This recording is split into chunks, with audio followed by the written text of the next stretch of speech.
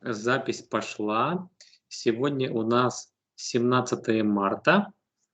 Оксана, расскажите, пожалуйста, в двух словах, как вы нас нашли, какие у вас сейчас есть вопросы к нам, аспекты и ваша главная цель. Нашла я вас после прослушивания записи Виктории Умоны с Павлом. До этого я участвовала в 2 сеансах канала Love Planet. И мои пазлы сложились в общую картину. Я хочу просто рассказать, что случилось, когда отменился мой сеанс вот на прошлой неделе. Во время сеанса на меня пошла сильная атака.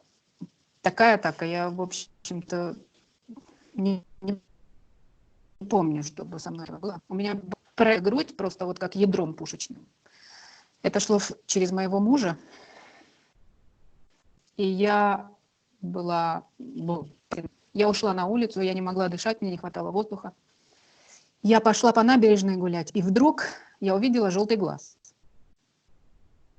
Это была лужа, которая освещалась фонарем, который на улице было -5, и эта лужа была затянута вот этими льдинками, знаете, вот этим рисунком. И я так разозлилась, я истоптала всю эту лужу, сказала: вон из моего энергетического пространства.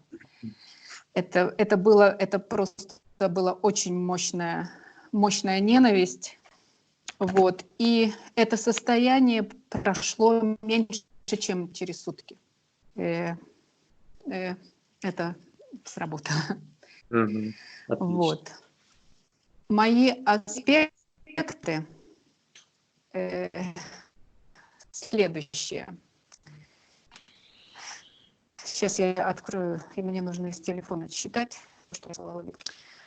Значит,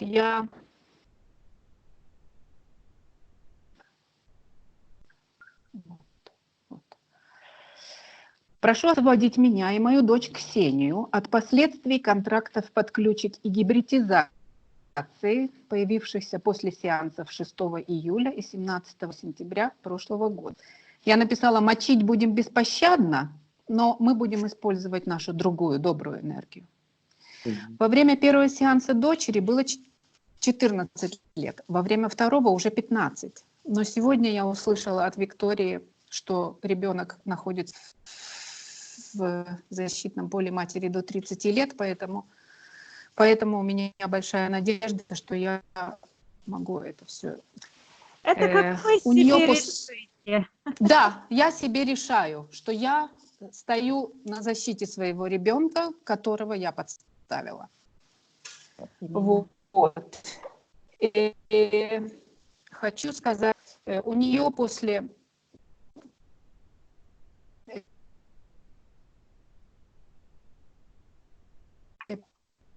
Прерывается связь.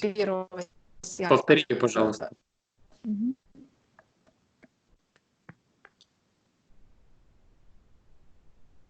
Гибридизация, и тело покрылось чешуей, выросли повторите, когти. Пожалуйста, вас не было слышно. Связь прерывалась. Картинка зависла. Категорически закрылась в комнате и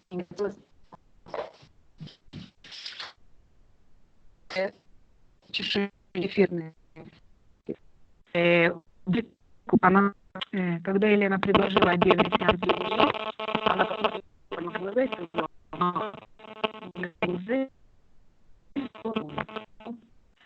после второго сеанса я сделала упражнение с золотым солнышком в груди. Увеличила его до размеров спальни, квартиры, дома, района, города, острова и в конце осветила весь архипелаг. Я живу на островном архипелаге между Швецией и Финляндией. Этот архипелаг называется Аланды. Видела его из космоса, как он переливается красивым золотым цветом. Потом я уснула. Во сне надо мной склонилась стройная женщина в серебряно-шерстяном платье с янтарно-желтыми глазами и сказала: «А кто это у нас такой голубоглазый?» Когда я проснулась, я поняла, что меня вычислили и накрыли колпаком. Больше я этого упражнения не делала. Когда я заказала сеанс у Вики 4 марта, мне приснилось, как будто я забыла закрыть машину на парковке, хотя машину я не вожу и у меня нет водительских прав. Я возвратилась на парковку и увидела, что к моей машине плотно припаркован красный кабриолет, и парень из него нагнулся в мою машину и роется в моей сумке. Я запрыгнула в свою машину, вышвырнула его так, что он приземлился прямо перед моим капотом и, вставая с четверенек, повернулся. Я увидела, что это оборотень с человечьим лицом и волчьим носом. Я совсем не испугалась и прогнала его. Что интересно, что все это происходило на краю большой площади рядом с Нотр-Дам-де-Пари, который был в строительных лесах, и монахи или строители производили какие-то работы, то ли ремонтные, то ли построечные. Наутро я поняла, что произошла работа по освобождению. Но что значит эти строительные работы, я так и не поняла. А вот теперь основная причина того, почему у меня всю жизнь не так наперекосяк. В возрасте 3 лет мне сделали операцию по удалению жировика на спине на уровне талии слева. На операции настоял папа, его зовут Сергей. Он уже ушел из этого воплощения. Хотя срочной потребности в этой операции не было. Операцию делали в военном госпитале. Хирург Галина сделала операцию очень грубо. И у меня с тех пор там уродливый шрам, сколиоз, постоянные боли в спине слева. Всю жизнь из-за этой боли я хожу на массажи, процедуры, но никто мне не говорил, что этот шрам можно переделать. Недавно мне посоветовали нового напропата, и она сразу же порекомендовала сделать новую операцию. Вот, сейчас идут переговоры с больницей, когда мне эту сделают операцию. Но что касается... У меня всегда было только с левой стороны, вдоль позвоночника. Но после первого сеанса 6 июля на лав-плане, примерно через 10 дней у меня сильно обострилась боль в этой области, и теперь она пошла не только по вертикали вдоль позвоночника, но и появилась по горизонтали. Весь левый бок и под грудью сковала широким обручем. Я думала, что это сердце, сделала ЭКГ. Опасения не подтвердились. Поставили диагноз мышечный спазм на нервной почве. Еще через некоторое время я ехала в машине и слушала в наушниках очередной сеанс Love Planet. Задремала и вдруг почувствовала, что от места этого обруча начинает подниматься жар. Он охватил всю верхнюю часть тела и постепенно потух над головой. У меня в жизни никогда такого раньше. На втором сеансе я этот аспект затронула, но объяснения не получила. Я хочу отменить операцию в детстве, чтобы хирург Галина своими руками вытащила из меня свое вмешательство и все последствия, и чтобы папа тоже забрал все последствия своего решения. Карму никто не отменит. А теперь, да, после заказа сеанса у Вики я написала в скайпе Елене, чтобы она убрала запись моего сеанса со своего канала. Она ответила: «Хорошо, Оксана». И тут у меня резко усилились боли в левом боку. Даже сильные таблетки не помогали, и мне пришлось взять больничный. После того, как я удалила Елену из своих контактов, состояние улучшилось, и даже почувствовала прилив сил, чего со мной уже давно не происходило. Но боль присутствует все равно. В общих медитациях закрытой группой я не участвовала. Хочу теперь остановиться немножко на этой боли в спине, потому что из-за того, что она меня мучила всю жизнь, я всегда искала решение. Сейчас я выложу огромную кучу дерьма, которую я хочу собственной волей изгнать из своего пространства, подключить к ней фрактальные энергии и превратить ее в цветы. В возрасте 12-13 лет с подачи маминой сотрудницы Людмилы мы вызывали духов, катали тарелочку. Участвовала на курсах трансцендентальной медитации. Ключ жизни Бориса Ароновича. Так, не курс спешите. Алексея Будзина. Вы не спешите. Да. Это все курсы, которые живые были. Потом я Так, курс еще расскажу про раз. курс живые, да, трансцендентальной медитации. Это было очень давно, в 90-е годы. Потом у меня был очень тяжелый разрыв с первым моим мужчиной. Я просто погибала и чувствовала, что мне нужно за что-то цепляться. И вот я пошла на курс «Ключ счастливой жизни» или что-то такое Бориса Ароновича. Потом, когда я забеременела Ксюшенькой, я прошла курс у Алексея Будзы, после которого мне стало очень плохо. Вот. 2 года назад прошла курс внутреннего видения Лилии Михайличенко. Прошла курс по психологии Александра Полиенко.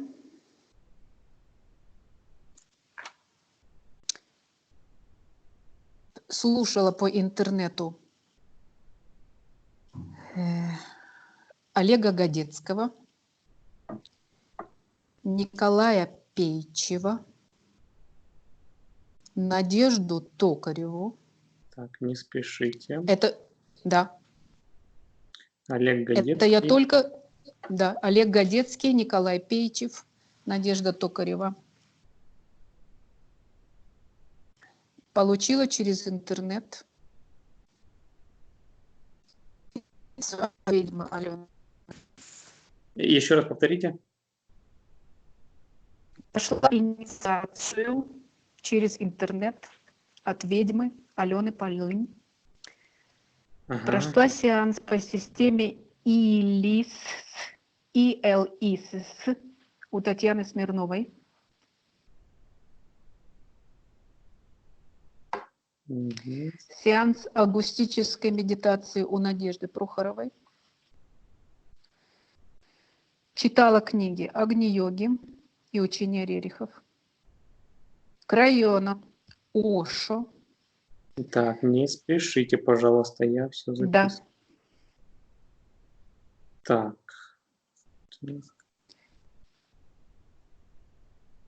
Читала книги Агни-йоги, учения Рерихов, Крайона, Ошо. Получила духовное имя в центре Ошо. Читала книги Свеша Зеланда, но только в самом начале еще. Получала 3 ступени рейки. Прошу освободить всех людей, которые были подключены через меня к системе рейки. Осознаю, что все это делала по глупости. Да, пользовалась, прибегала к помощи целительниц Светланы, Надежды и Элеоноры. Они все мои подруги. Собираю это все в одну кучу и пускаю Так, чистую святую подождите, энергию фракталов. я чуть-чуть не Да, успеваю. да, извините.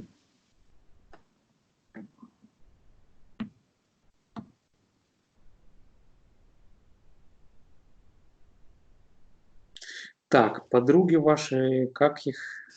Светлана, Надежда, Элеонора.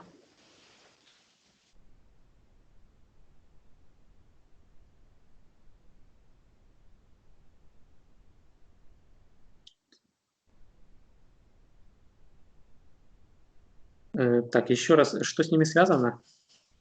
Я прибегала к их помощи как целительниц и ясновидящих. Угу.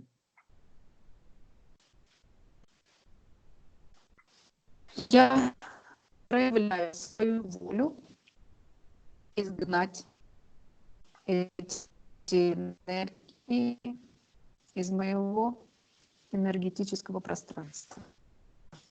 Угу.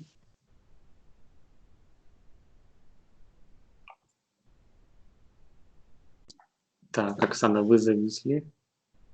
Картинка зависла. Следующий аспект.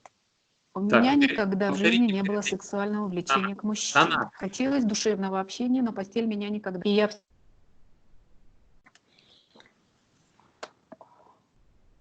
Что-то связь. Да. Алло. Слышно сейчас? Сейчас, Да, Оксана, Сейчас повторите, что вы... слышно? Да, сейчас да. Повторите то, что вы перед этим Да, говорите. благодарю. Да. У меня никогда в жизни не было сексуального влечения к мужчинам. Хотелось душевного общения, но постель меня никогда не привлекала. Я воспринимала это как тяжкое бремя. С моим нынешним мужем Кристером в начале конфетно-букетного периода я впервые почувствовала незнакомые мне ощущения, которым я очень обрадовалась. В конце концов, не деревяшка же я. Это продлилось всего пару лет, и все опять исчезло. Любовь и нежность увеличиваются, а сексуальная близость мне очень в тягость. Прошу помочь в этом вопросе. И еще я хочу узнать, кто для меня мой нынешний муж Кристер на тонком плане. Следующий. У меня прекрасные отношения с мамой Тамарой. Но она очень погружена в православный эгрегор. Постоянно рассылает записочки за здравие для меня и дочки. Заказывает сорокаусты. Просит писать наши имена на кирпичах при закладке новых храмов и монастырей. Сейчас возила дочку по святым местам, когда она была. Прошу разорвать привязку к маме, а также отменить мое крещение в возрасте 20 лет, другие контакты с этим эгрегором, а также отменить жертвоприношение дочери в ее младенческом возрасте. Так, Э, как зовут вашу маму? Тамара.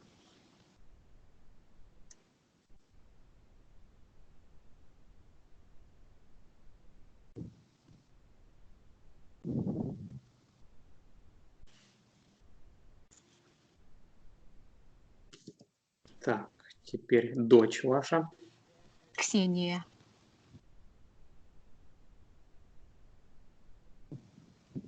Угу. Отменить ее крещение? Да, Да? да. И все ее участие в поездках по святым местам.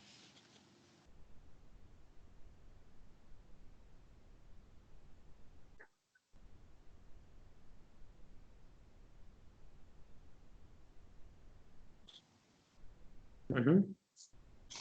Хочу отменить все прививки и последствия от них, потому что в последней прививке, сделанной мне насильно на работе, с угрозой увольнения, у меня появилась бессонница.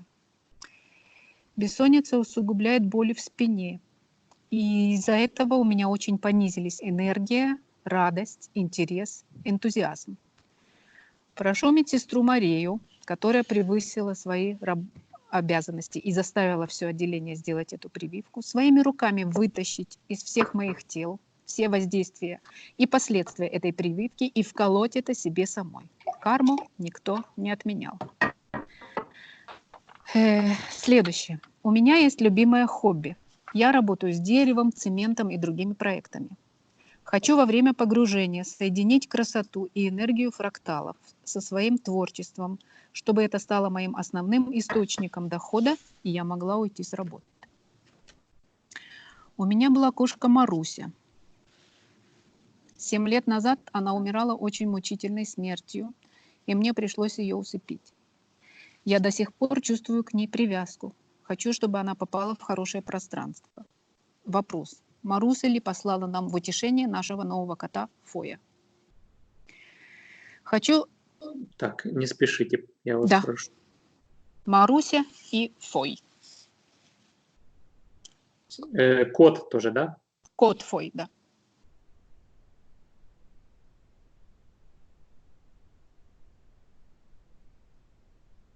Угу.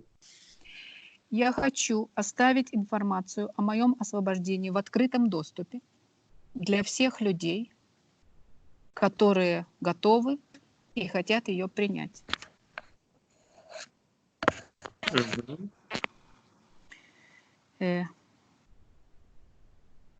Я и моя декларация. Я решительно настроена на расторжение всех контрактов и соглашений, сделанных собственноручно и против моей воли в этой жизни и всех прошлых параллельных воплощениях и пространствах.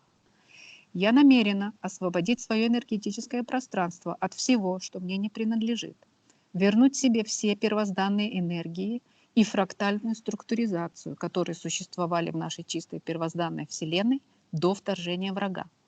Я выражаю твердое намерение на воссоединение с первоисточником и по окончании сеанса желаю взять с собой эти прекрасные энергии в свою физическую жизнь и заполнить ими все свое жизненное пространство, чтобы каждый человек, соприкасающийся с моим пространством и чувствующий эти энергии, если на то будет его добрая воля, стал их носителем, и они стали распространяться в нашем физическом мире со скоростью мысли.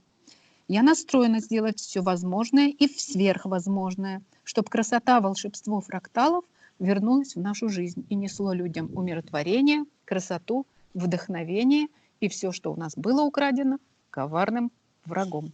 У меня все. Хорошо. Оксана, у меня одно уточнение по поводу перед кошкой, по поводу фракталов и вашего творчества. Да. Что вы конкретно хотите узнать? Я не хочу узнать. Я хочу, чтобы я после сеанса, воссоединившись с этими энергиями, смогла перенести их в свою физическую жизнь и начать воплощать их в своем творчестве. Чтобы из моих рук выходили красивые вещи, которые несли бы людям ощущение присутствия этих энергий. Хорошо.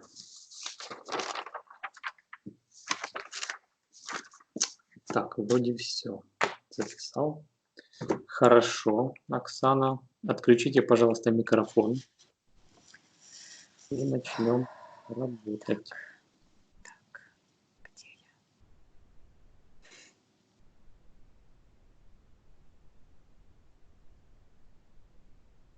я? Угу.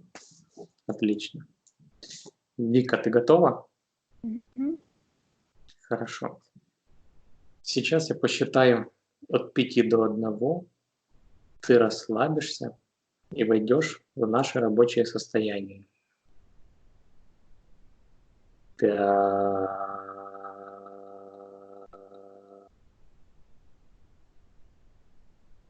4,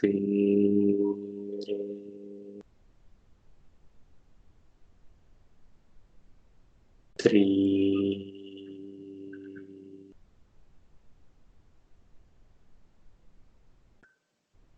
2,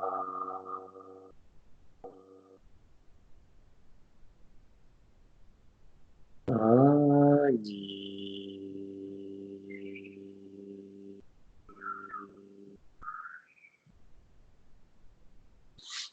Что ты видишь, Вика? Я в эфирном пространстве. Передо мной Оксана, и снова такое ощущение, что вот эти конструкции, они как бы заготовки, в которые вставляются эфирные тела людей. Угу. То есть, Примерно одинаковые для всех, да? да. Вижу, что правая рука прикована, и темный шлейф тянется от правой руки к левой ноге. На левой ноге 3 подключка подключена прямо к подошве ноги, ступне. И 3 большие шара черных. Выглядывает глаз, как шея змеи, а на конце оно похоже как лампочка такая. Плоские есть такие лампы широкие. И там моргает глаз. Также и из этого же сектора идет ключка другого цвета, уже не черная. Она идет в сектор программ и связана, идет, я слышу, закрепощение сердечной чакры и программа. Воздействие на голову тоже идет с левой стороны. Оно уходит не с этого портала, а туда в нижний, мимо этого. То есть но оно является одной единой системой. И в сердечную чакру из-под правой ноги, вот так снизу идет воздействие, которое считывается как рой мух, приходит вот это дух. Мгм.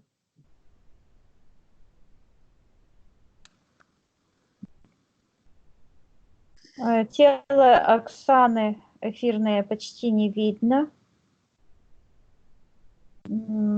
Чуть-чуть просвечивается область шеи, сердечной чакры. Остальное все покрыто теменью.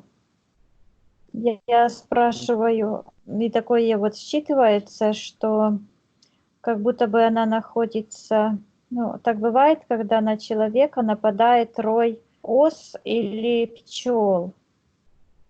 Вот эти все энергии, которые на ней, они похожи, как будто бы они рой пчел, и только вот чуть-чуть светится сердечная чакра. Я спрашиваю у Оксаны, видит ли она, что происходит в ее пространстве. И только сейчас, вот я считываю ее ДНК, Мгм. она Есть как будто бы, разрешение на работу с ней и для нее. да, она вообще лежала, то есть у нее, она находилась в горизонтальном положении с роем пчел на себе.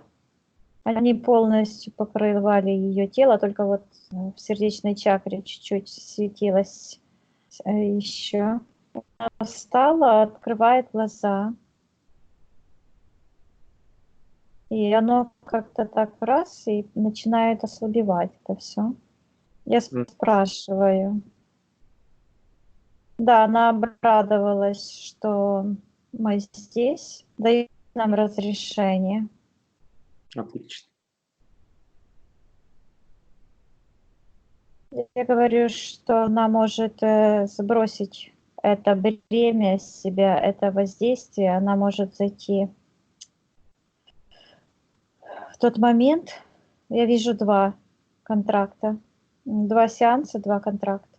Мгм. Что она может зайти в тот момент, когда она, ну, и мне приходит задним числом. То есть я вижу, что подключка произошла как бы после 2-го сеанса, но засчиталась после 1-го тоже. Мгм. Засчиталось время 1-го сеанса. Оно как-то вот так вот, как будто бы кто-то взял к себе вот с этого 2-го. Оно объединилось. Мгм. Да, Оксана это видит. Я говорю, что она может зайти в тот момент, когда она подписала контракт с Еленой о проведении сеанса 1-й раз, 2-й раз, расторгнуть эти контракты. Я вижу, как она это сделала, и вот эта цепь огромная упала. Буквально с грохотом упала, как будто бы на землю. Начинает утягиваться в сектор колдовства. Мгм. Я говорю, ну я смотрю, что она делает. Ну, она схватила эту дамочку за шею и ногами вверх засунула ее в этот портал. Мгм. И она взяла этот рой мух. Ну, я говорю мухи, потому что они черные. Мгм. И засунула в тот же портал этой дамочки. И сейчас начинает вот как-то сворачиваться все пространство под ее ногами. Сейчас я вижу, что она... Ну, Оксана, не надо так уж. Ну, хотя это ее пространство, пусть делает, что хочет. Ну, она Что? бьет. Она Елену вот так прямо кулаками бьет в этот портал, ее туда запихивает. Я говорю, что она еще должна чуть-чуть пожить, пусть забирает. Ну, я имею в виду пожить в пространстве Оксаны. понял. Пусть она заберет вот эти все программы себе, подключки и воздействия и последствия. Я говорю, что Оксана может это все пока заморозить,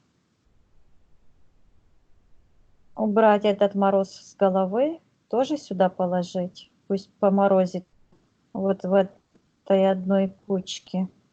Мгм. Я говорю, чтобы она вынула это ее воля, это воздействие от головы. А воздействие идет куда-то в другой сектор. И снова это слово технократия. Мгм. А Оксана говорит, да плевать мне на ваши слова, забирайте все. Я вижу, как вот такая штука какая-то черная. Вот как будто там черная штука что-то выела, и там как черви. Она это все вынула из головы и положила сюда в кучу с Еленой и прикрыла это как каким-то таким крышкой. Я Мгм. говорю, что Оксана может это все пока заморозить, а мы сейчас попутешествуем. Я говорю, что пусть она отсоединится от этой кучки. Не будем уточнять чего. Да. Пусть она оценит себя, какая она. Пусть она посмотрит. Хотя эти подключечки еще есть тоненькие, но пусть еще пока побудут. Я говорю, чтобы Оксана посмотрела внутрь себя и нашла те энергии, которые присутствуют в ней, которые закрыты в ее генетической памяти, о том светлом пространстве, где она жила, о той чистой, свободной вселенной. Я говорю, что она может вернуться по каналам времени в любое из тех времен, когда она жила в чистой, свободной вселенной до прихода врага. Пусть она найдет себя.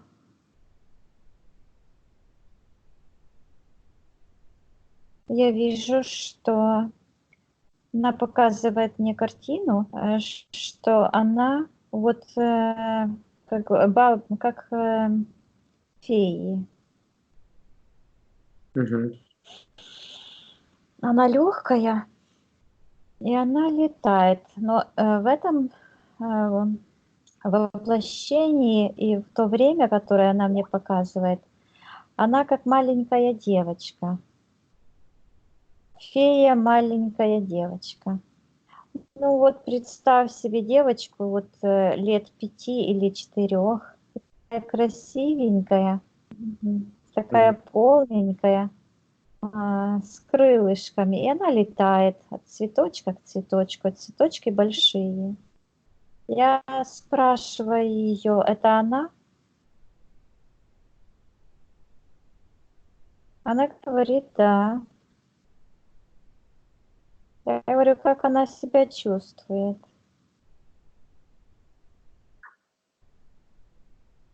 Она говорит, я себя всегда хорошо чувствую.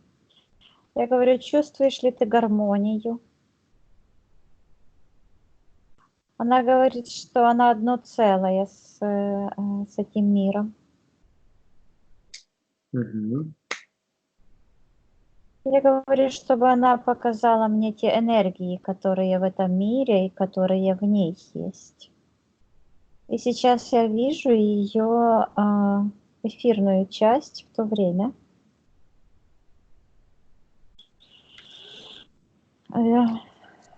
Она, это так красиво. Вижу такой прозрачный шарик, еле-еле уловимый контур, а внутри вот эти красивые узоры. Энергия закручивается в фрактальные узоры. И я говорю, как она взаимодействует с природой.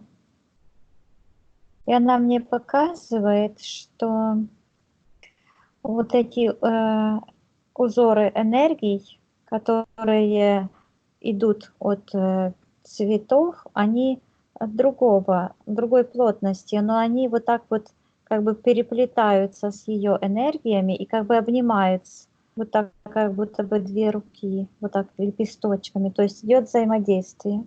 Мгм. Я говорю, что вот это она пришла из своего будущего. Может ли она помочь себе самой сохранить эту память об этих фракталах, об этих чистых энергиях, чтобы Оксана могла их взять с собой? И она ей дает, то есть она сама себе дает, потому что Оксану начинает там выбрасывать с этого пространства. То есть ее вот эти темные энергии, к которым она привязана, они ее там колбасят буквально.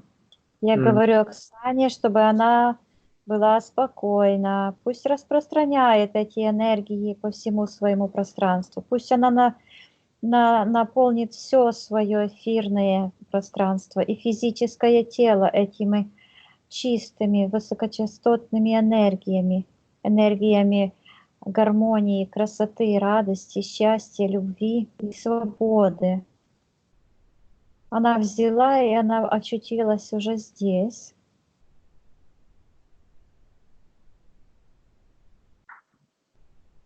Я говорю, что сейчас она может выработать иммунитет, потому что вот эти чистые энергии, они похожи на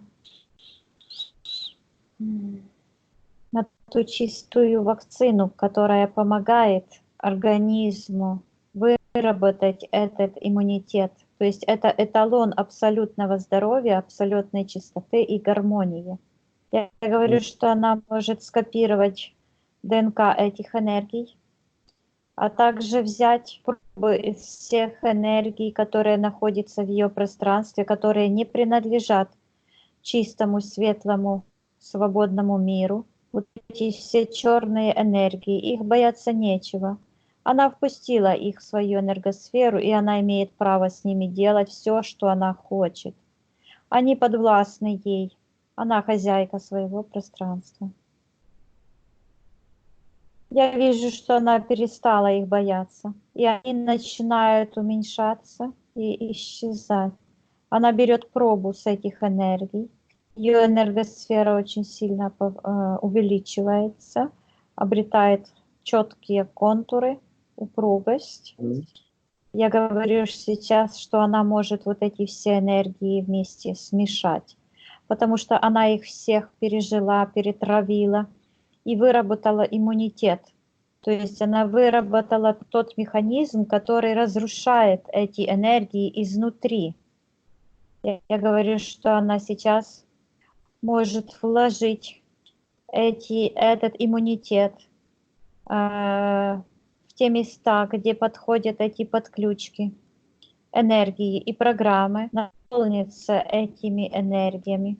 И сейчас приказать разморозить то, что здесь было замороженным, и приказать всем виновникам, всем, кто находится в секторе духа, в секторе подписания контракта, в секторе колдовства, виновникам этих подключек на физическом плане и на эфирном, и сущностям, а также всем технологическим системам немедленно убрать все программы подключки энергии своими собственными руками.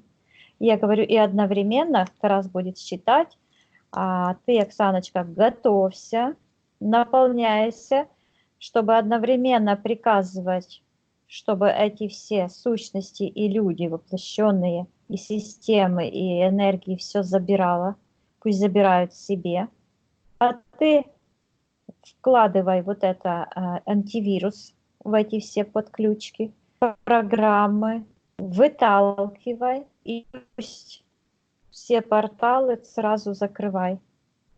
Я Мгм. говорю, что она готовилась. Так, хорошо. Готово? Да, готова. Хорошо. Сейчас я посчитаю от 1 до 3, и это все произойдет. 1, 2, 3. Сейчас я увидела ее, как будто бы она, я слышу, царица фей. Она такая большая, как тетя фея, скажем так. Уже не маленькая девочка, а взрослая. И она это все выталкивает. Я говорю, чтобы ее фрактальные энергии восстанавливали одновременно, выталкивали и восстанавливали всю ее энергосистему.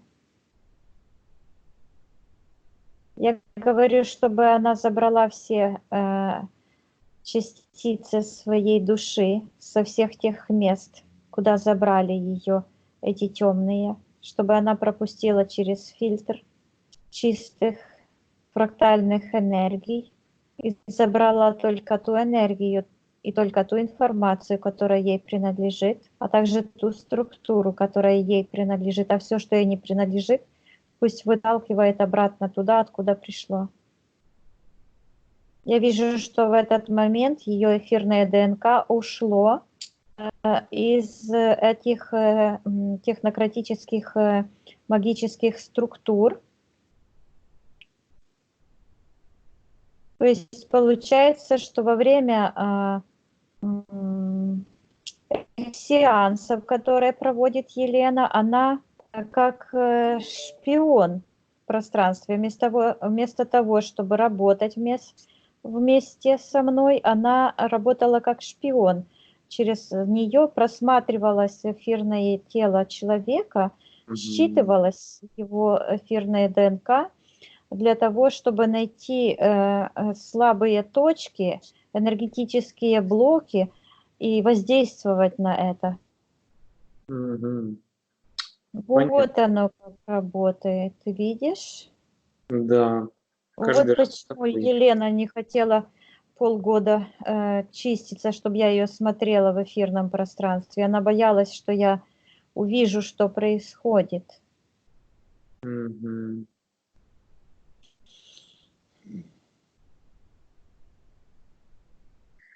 Я говорю, чтобы Оксана все это делала.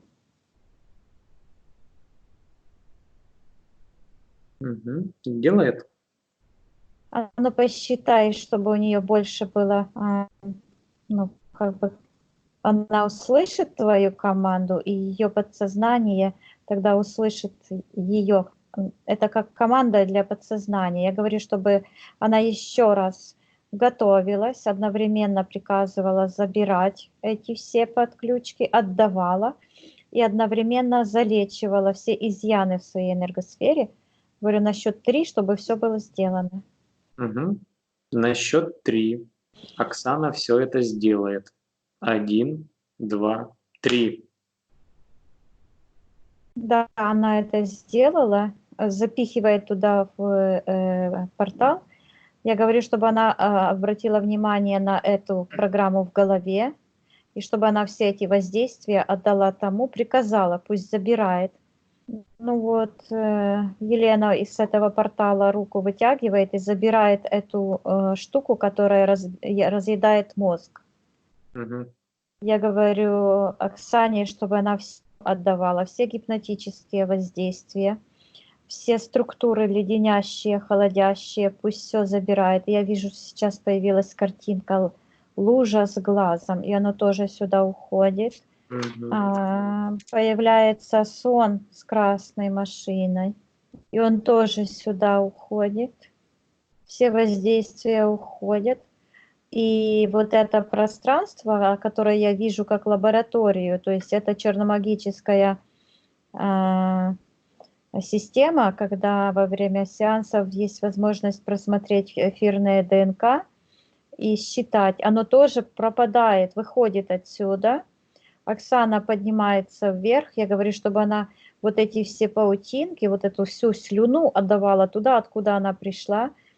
И чтобы она вот этим иммунитетом заразила эти энергии, то есть вложила этот иммунитет, выработанный ею самой, вложила в эти все подключки, программы воздействия и отправила это все туда.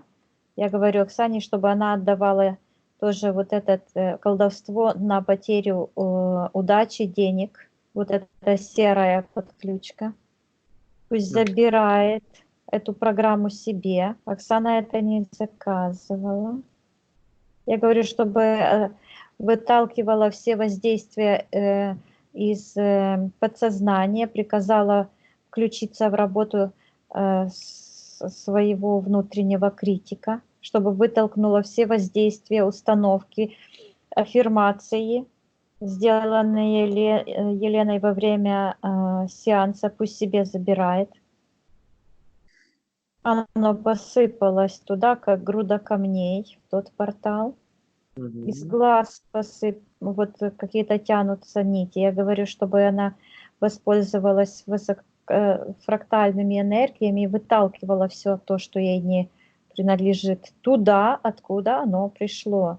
Это принцип кармы. Каждый творец должен испытать творение своих рук. То, что он сотворил, он должен это все на себе испытать. Так и появился темный мир. Он захотел сотворить Вселенную без искры жизни, без этих чистых фрактальных энергий, на других принципах. И вот к чему это привело. Привело к тому, что без искры жизни нет покаяния, нет пути назад. Хотя многие боги вернулись к первоисточнику и заняли место бойцов, служителей света, чтобы бороться с той вселенной, которая начала поглощать чистые вселенные.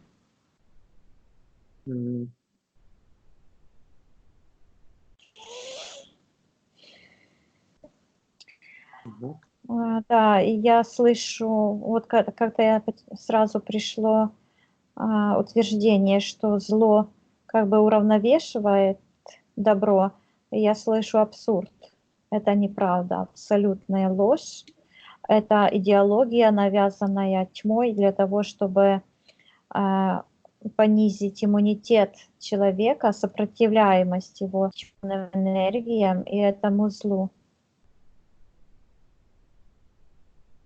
Оксана это все отдает. Я говорю, чтобы она вырезала все это воздействие. Вот плохо убирается всегда из головы. Я говорю, пусть приказывает виновнику этих воздействий себе забрать все. Но я вижу, что она приказывает, чтобы Елена это все съела. Елена все тянет, это все и ест. Вот, и сейчас оно оторвалось от ее головы, буквально с мозга. Я говорю, чтобы Оксана повышала вибрации, выталкивала это все. И вот оно уходит к Елене и закрывается, вот утягивается портал, он как будто бы Елену пожирает.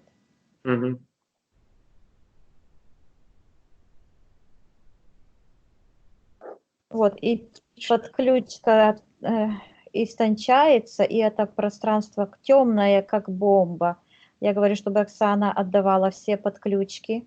Вот по системе этой подключки, вот от ноги, чтобы она отрывала в этот портал.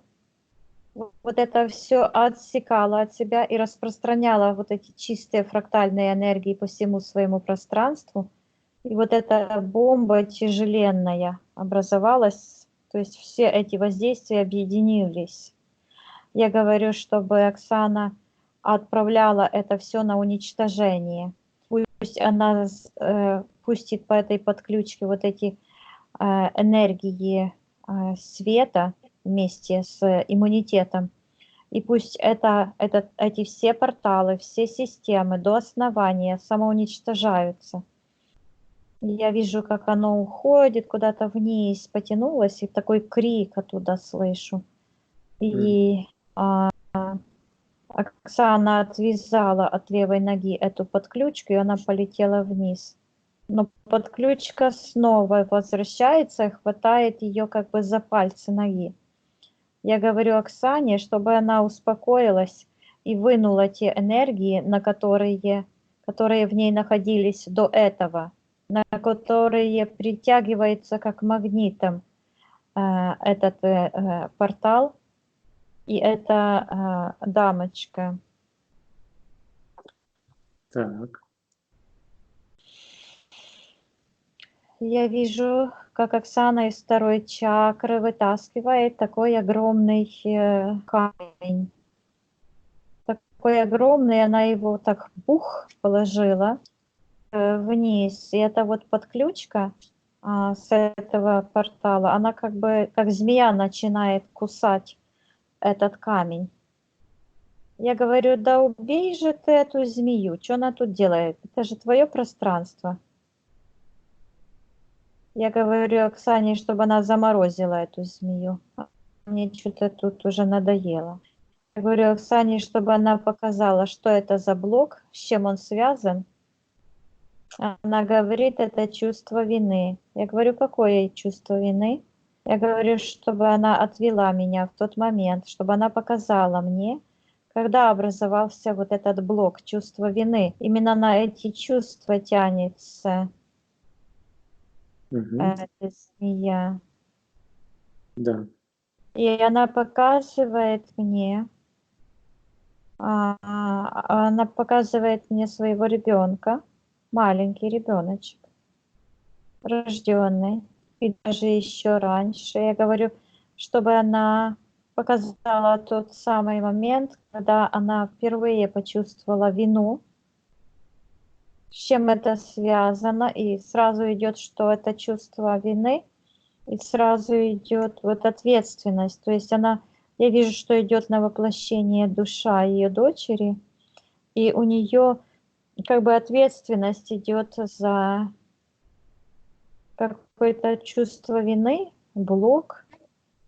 Я говорю, что она может разобрать все эти свои эмоции, чувства, разобрать, разложить по полочкам, посмотреть на тот мир через призму этих ощущений своих, чувства вины, найти причину, что ее побудило чувствовать себя виноватой.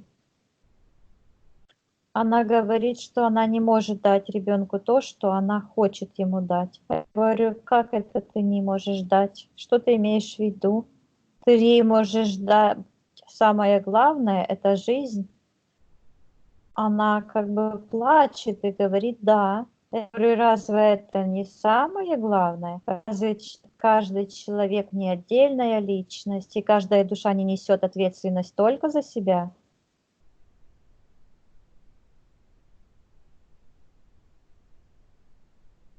Ну, она соглашается так 50 на 50, говорит, ну да, а что ну да, а представь себе, сколько детей есть, которые выросли самодостаточными, умными, обеспеченными, честными людьми, но у которых погибли матери, или матери которые отдали этих детей в приют при рождении. Но с этих детей выросли прекрасные люди, и они взяли от жизни все, что они хотели. И образование, и совесть, и нашли свое место, и призвание. Говорю, что ты еще хочешь дать этой нерожденной душе такого, чего он не может взять себе сам?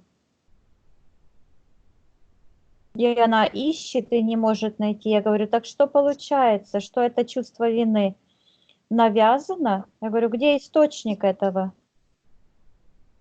И она говорит, система. Говорю, так вот оно что. То есть вот эта система убеждений, навязана системой этой матрицы, как раз и есть то общее, что притянуло эти энергии матричные, негативные, и эти подключки в твою жизнь. И вот эта ложная ответственность, которая перемешалась воедино с чувством вины, я говорю, это может это? И она говорит, да. Я говорю, так ты можешь зайти в тот момент, когда образовался самый первый вот этот энергетический заряд, прожить это все, переменить, переиначить таким образом, чтобы не было ни чувства вины, ни чувства ложной вот этой ответственности, потому что каждая душа ответственна сама только за себя. Она вот как-то стоит, как будто бы растерянная.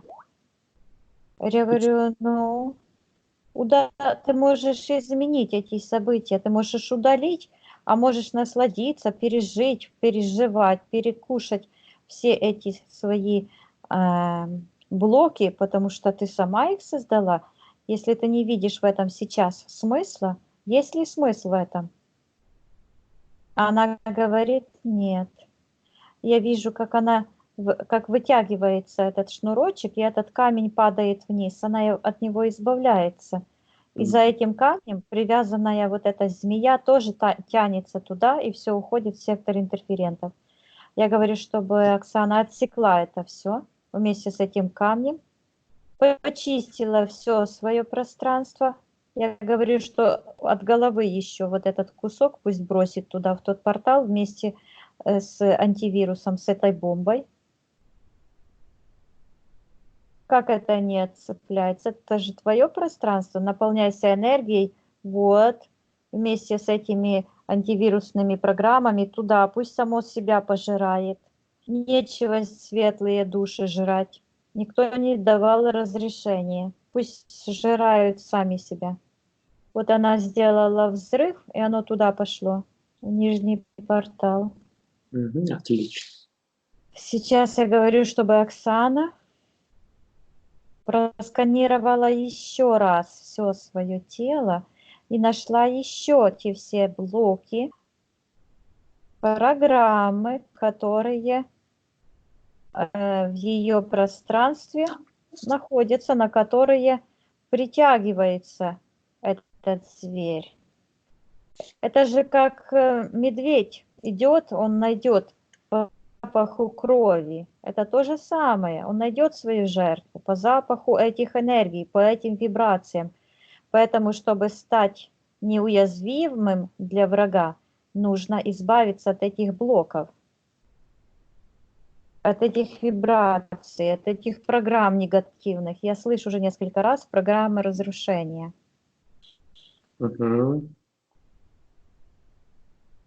Есть еще что-то? Да, у нее есть. Я вижу, что это связано с спиритизмом и с теми практиками. Не вижу, чтобы вокруг нее было столько много этих эгрегоров, сколько она там описала. Но вот эта практика, спиритизм, она прописана в ее энергосфере. Это самое худшее. Да, самое худшее, что люди могут сделать для своей души в своей жизни. Но я это совсем, Оксаночка, не говорю для того, чтобы Оксана сейчас вырастила новый блок вины, а наоборот, чтобы она это осознала, и чтобы наши слушатели, если кто-то чем-то таким думает заниматься, чтобы они выбросили эту тему из головы вообще. Я вижу, что это у нее выглядит, как будто бы, знаешь, вот этот масонский знак, циркуль, Да. и такой наугольник внизу лежит. Да. И там такие лавровые листочки какие. Я спрашиваю Оксану, что бы это значило, что это за символ, который прописан в ее энергосистеме. Что это такое? И она мне показывает, что этот символ как раз показывает, откуда идет этот эгрегор магии и колдовства. Ну, правильно, потому что эта черная элита как раз и используют черную магию, они просто ее рассыпают везде, чтобы люди шли на нее, и таким образом поглощают души, очерняют их. Я говорю Оксане, что видит ли она, что у нее есть вот эта черная метка. Эта черная метка, она как будто бы, я вижу, что она как бы сама себя принесла в жертву этим структурам, этой системе, этой матрице. Я говорю, хочет ли она пойти в тот момент, когда она впервые занялась этим спиритизмом. Конечно же, что это по детской глупости. Хочет пойти в тот момент? Да, она хочет, но сейчас она мне показывает, что эти воздействия потянуло, это было как бы следствие еще одного блока, который находится в ее второй чакре, это родовое проклятие. То есть у нее на этот момент уже были эти энергии, этот блок. И оно по принципу магнита притянуло. То есть сейчас мы как бы идем в глубину. Я говорю, но это не имеет значения, мы сейчас с этим родовым проклятием разберемся, но ты можешь, это же твое пространство, твоя воля, твоя жизнь, и ты можешь просто пойти в тот момент и отменить.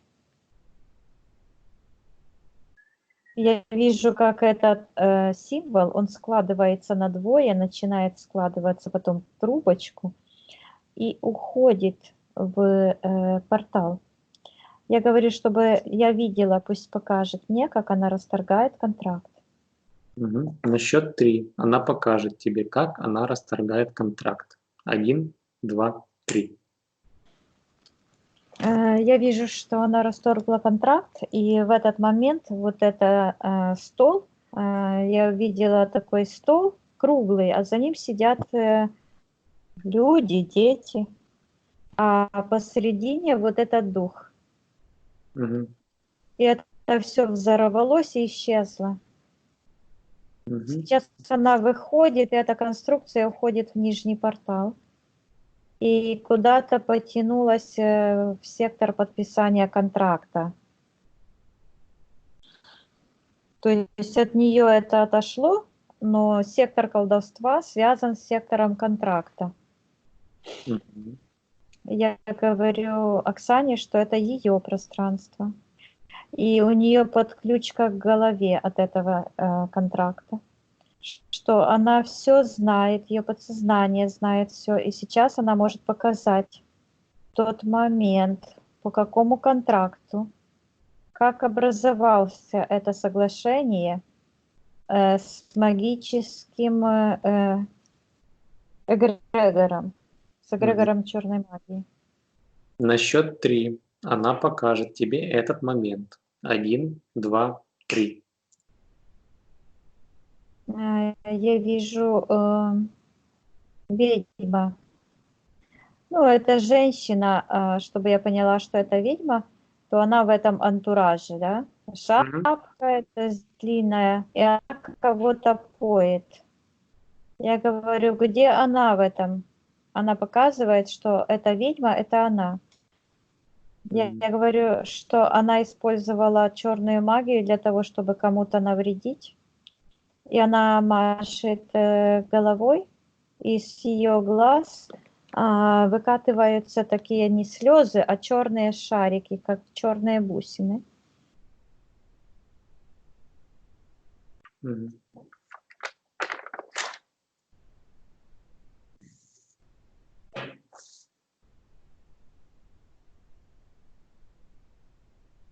Так, что дальше происходит?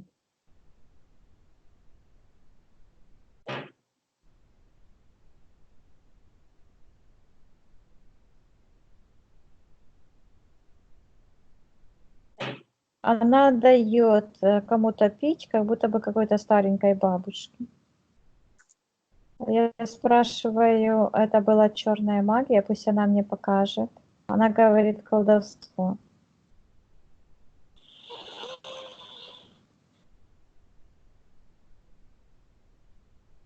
Но я вижу, что эта женщина, то есть в каком-то из своих прошлых воплощений, она, вот я вижу, она гадает на картах. Она также использует травы и заговоры.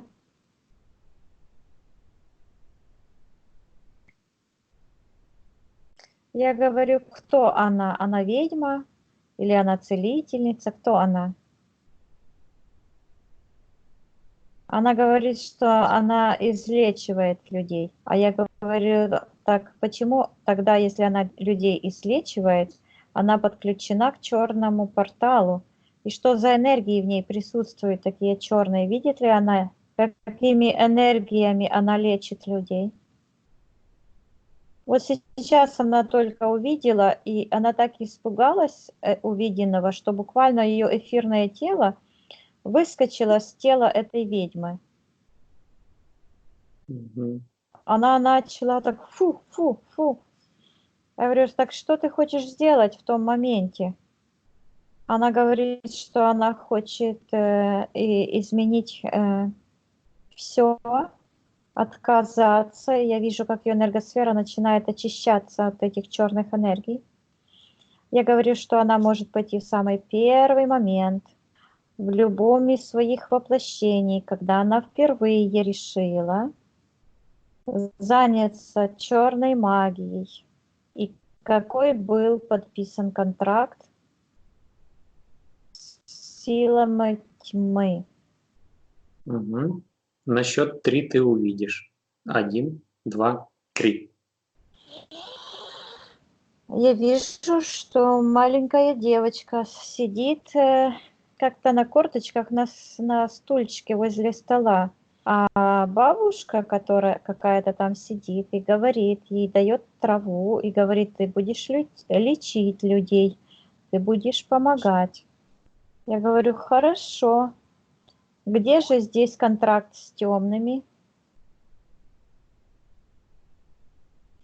Я слышу заговоры.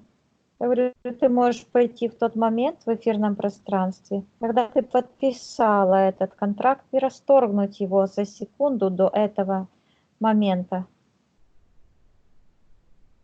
Я вижу, как на физическом плане эта девочка вот так вот отдает эту траву, отказывается и убегает от этой бабушки, а на эфирном плане она расторгает этот контракт. И вот эта энергия с этой женщины, которая была как будто бы ведьма, сразу уходит в нижний портал в сектор интерферентов. Сейчас я говорю, что она очистилась от этих энергий, и пусть прикажет этим энергиям убраться с ее пространства по всем тем подключкам, по которым они к ней пробрались. Я говорю, чтобы она распространяла этот свет, который она пробудила в своей генетической памяти. И пусть этот свет выталкивает с ее пространства все то и отправляет туда, откуда это пришло, и закрывает все порталы. Я вижу, что она как будто бы закрывает двери, окна, все закрывает. Я говорю, что она сейчас может стереть информацию со всех информационных полей. Она никогда не занималась черной магией, ни по своему желанию, ни по своей наивности или глупости, ни по каким причинам. В ее пространстве, в ее жизни этого никогда не было. И сейчас она как будто бы вынырнула с какого-то темного пространства. Я говорю, что она может стереть все те пространства с этими событиями. Ничего не было. И она как будто бы отрушивает свое платье от какой-то грязи. И светится. И сейчас она снова показывает тот блок. Он не черный, он такой серый. Как кирпичик во второй чакре. Я говорю, что она может показать, найти тот момент, когда образовался этот блок. Мгм. Нашла? Она мне показывает момент, как женщина, вот какая-то, она смотрит на своего рожденного ребенка, но с нее, через ее глаза, как будто бы смотрит другая сущность. То есть получается так, что если в человеке присутствуют вот эти энергии, то он становится видимым для этих темных сущностей, потому что я вижу, что эти темные сущности сквозь эти энергии как будто бы просматривают пространство человека, и они видят его. И эта женщина смотрит на своего ребенка этими глазами чужими.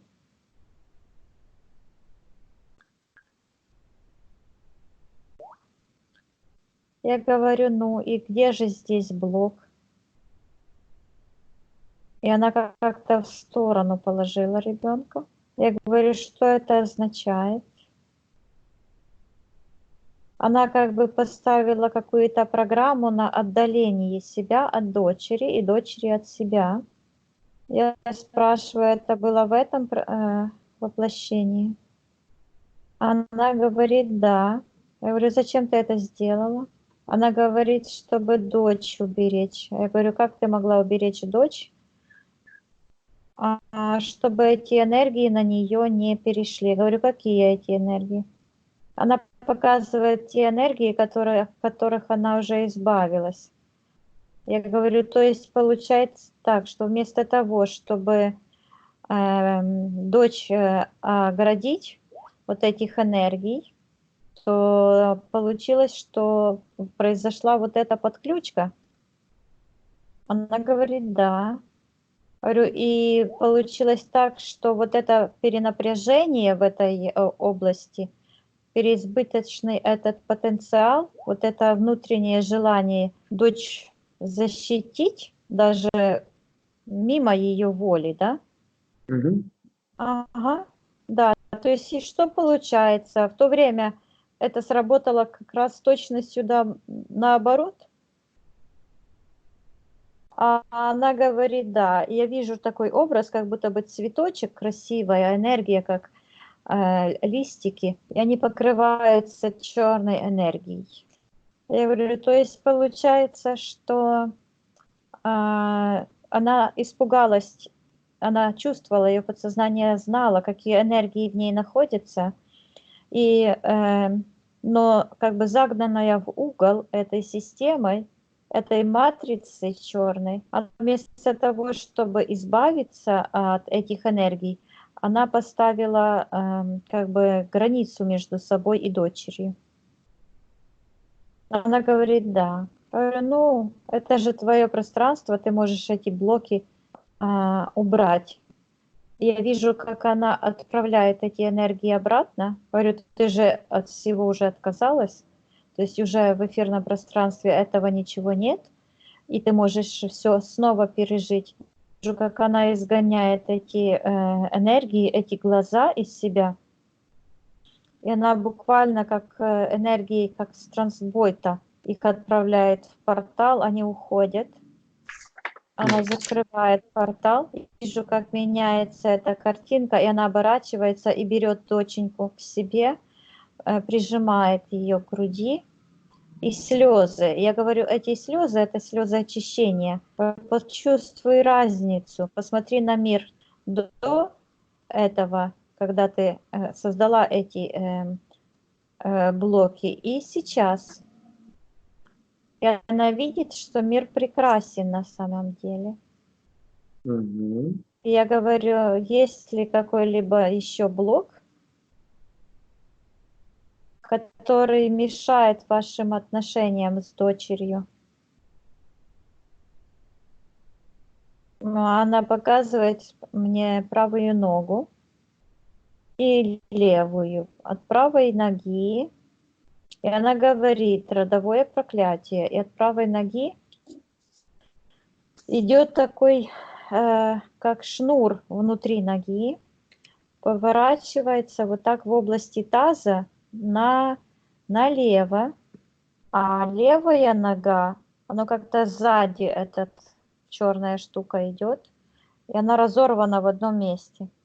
А здесь идет как-то вот, оно похоже на какую-то плату. То есть с левой ноги идет сзади где-то, как бы за телом ее физическим, какой-то черный провод. А здесь от правой ноги внутри тела как раз по этой оси, где тазобедренные кости. Мгм. И идут подключки от правой ноги в сектор колдовства. А от левой ноги, то есть идет вот так как-то перекручивание наоборот. А от левой ноги сзади вот так идет сектор интерферентов. Я говорю, что это ее пространство, это ее программы, ее подсознание знает все, и оно знает, когда эти программы, эти подключки образовались, чтобы она показала, что это такое и как оно произошло. Мгм. На счет 3 она тебе покажет. 1, 2, 3.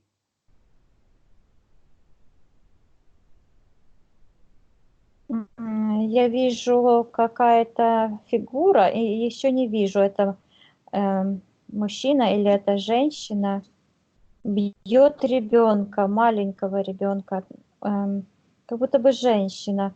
И она очень злая, энергии идут, она имеет интерферентов, подключку к интерферентам.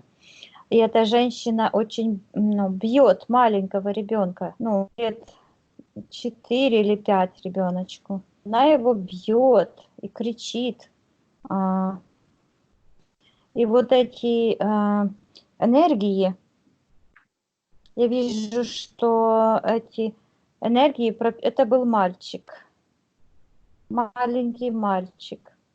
Я вижу, как эти черные энергии через мать, через эту жестокость ее, которую она проявляет по отношению к нему, у него буквально вот в семейниках происходит подключка, и вот это идет изменение генетического кода в роду. Мгм. И она мне показывает как бы назад, что это давно было. Это было в ее роду. Я говорю, что она сейчас может зайти в тот момент, она же видит это все, к своей дальней родственнице, попросить, чтобы она остановилась. Я вижу, как этот ребеночек бедный, он настолько перепуган, что он плачет, и его энергосфера буквально исчезла от этих побоев. Мгм. И я вижу, что Оксана принесла какой-то длинный листок. И она сейчас такая большая и светится, а у нее во второй чакре такой черный шарик, который тянется к этой ситуации, к этому мальчику и к этой женщине. И она этот листок принесла и вот так вот как-то раз бросила его. И он такой длинный-длинный, а там вот эти генетические спирали. И Оксана показывает этой женщине все, и она сейчас вот так развернула свое генетическое ядро и показывает, что оно подключено вот к тем энергиям зла. Мгм. Эта женщина как-то странно реагирует. Я говорю Оксане, чтобы она объяснила этой женщине, что эта женщина испортила все свое, весь свой род, потому что пусть она посмотрит, что происходит с ее сыном, что она сделала с ним, и что она в будущем родится в этом роду, в этом испорченной генетикой, и что это будет еще усугублено больше. И у нее могут очень проблемы большие быть и по здоровью, и по карме, по всему. Она ответственна за это, а карму никто не отменял. Я говорю Оксане, что она может попросить эту женщину изменить эту ситуацию в своей жизни. Она села на кровать, как будто бы железная кровать какая-то. Она села на эту кровать, вот так, знаешь, как энергия у нее вся эта черная ушла. Вот тот портал, закрылся портал. Мгм. И она так сидит и плачет, а потом берет ребенка на руки. И она увеличивается, и ребеночек увеличивается, и они соединились вместе, то есть она взяла ребенка в свою энергосферу, и эта черная подключка раз и упала. Это черное какой-то, как шарик, но довольно большой, выпал со второй чакры Оксаны. Я говорю, чтобы она его убрала. Она его убирает и берет вот светящуюся энергию и вставила туда, в это место. И сейчас я вижу, как побежали волны и такие искорки по всему генетическому древу. Они вот так вот переплетаются, как спиральки ДНК. И светится, светится. Я говорю, чтобы она, это энергии живые, и ее воля сейчас, и она может вложить свою волю, свою чистую фрактальную энергию в свой род, исправить все изъяны в своем роду и вверх, и вниз, и в ширину. Я говорю, что она может позвать весь свой род, чтобы передать им информацию о том, что порча убрана, и чтобы они все воспользовались ее новыми открытиями, ее новыми энергиями, и чтобы они зафиксировали в своем генокоде вот эти изменения. Я вижу, что она как будто бы их напаивает водой какой-то. Сейчас она отрывается, вот этот ее род, который вот уходил туда как бы к какому-то пространству, такому серо-зеленому. Он отрывается, очищается и поворачивается и присоединяется к сектору первоисточника, к свету. И я вижу, как эти люди, много-много людей соединяются с этим шлейфом генетическим, так его назвать можно. Вот, и соединяются с пространством света и чистоты. И Оксана тоже там переместилась. А вот эти какие-то энергии с этого пространства, которые вот как волны проходили, они уходят. Отлично. Так, что ты дальше видишь? Сейчас я смотрю на нее, на нашу Оксаночку, и она такая чистенькая, в светлом пространстве находится. Я говорю, что она может отыскать в своем пространстве еще какие-то блоки, программы, что ей мешает. И я вижу, что она мне показывает, что у нее из сердечной чакры прорастает какая-то такая серая, как стрела какая-то. Она вот так возвращается и идет, то есть в горловую чакру. И тоже вот с горловой чакры идет соединение вот так, как через руку. Я говорю, что это такое? Я вижу, что это образовывает ее рука, как будто бы образовала такую весы, на которых две чаши висят. И я спрашиваю, что это такое? И одна чаша такая светлая, с золотом, а вторая черная. Я спрашиваю у нее, что это такое? Уже знакомые весы. Да, и она говорит, что это последствия, она говорит, это устранение денежных блоков, что это программа. Я говорю, это программа, кто я тебе поставил, пусть немедленно сюда явится. Я говорю, прикажи. Ну, и я вижу, что появился экран, он вот так с правой стороны, и вот это все связано.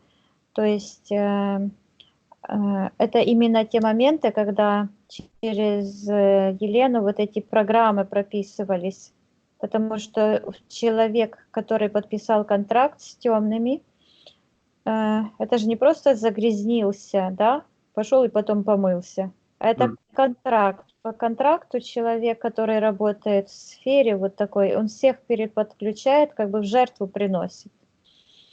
И на что она попалась, то есть он подписала контракт на величие, славу, какие-то таинственные знания и богатство. Вот эти программы как раз откуда у темных вот эти все энергии благополучия, у них же этого нет. То есть чтобы дать человеку, который находится в светлом мире, они же должны у кого-то это отобрать. Да. Потому что в их темном мире этих энергий нет.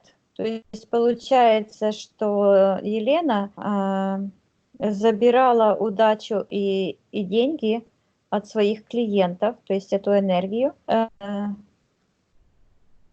для своего личного обогащения. Ну так получается. Угу. То есть Получается. вместо того, чтобы использовать свою личную энергию для того, чтобы получать вознаграждение честным путем и чистым, она вот придумала вот такой механизм.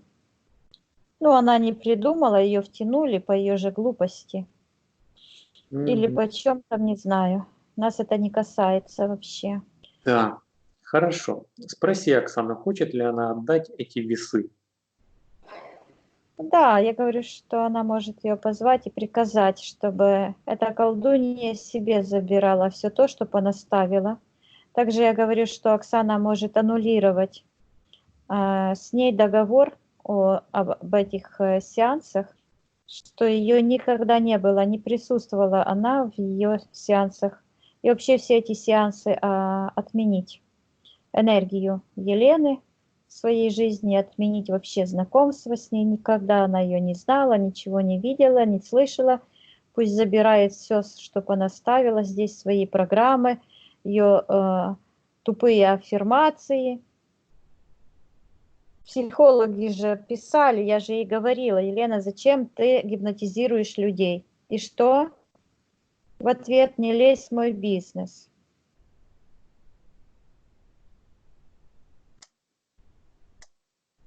Я говорю Оксане, что это ее пространство, и она имеет сделать, что она хочет. Я вижу, как эта дама забирает. Она вылезает с этого портала и забирает. Я говорю Оксане, чтобы она распространяла по системе этих подключек вот эти антивирусные программы, эти чистые энергии светлых фракталов. Пусть очищаются все эти темные порталы, системы, пусть очищаются и пусть структурируются программы энергии высокочастотные, пусть уничтожается зло внутри, само по себе. Я вижу, она выхватывает эту черную подключку из своей сердечной чакры. Я говорю, почему она так долго медлила? И она вот показывает мне вот эти гипнотические в глазах. Я говорю, чтобы она отдала эти стаканчики гипнотические тому, кто их поставил ей. Я вижу, как она оборачивается вот как бы в правую сторону, вырывает их, отдает там в этот экран, откуда Елена говорит с ней.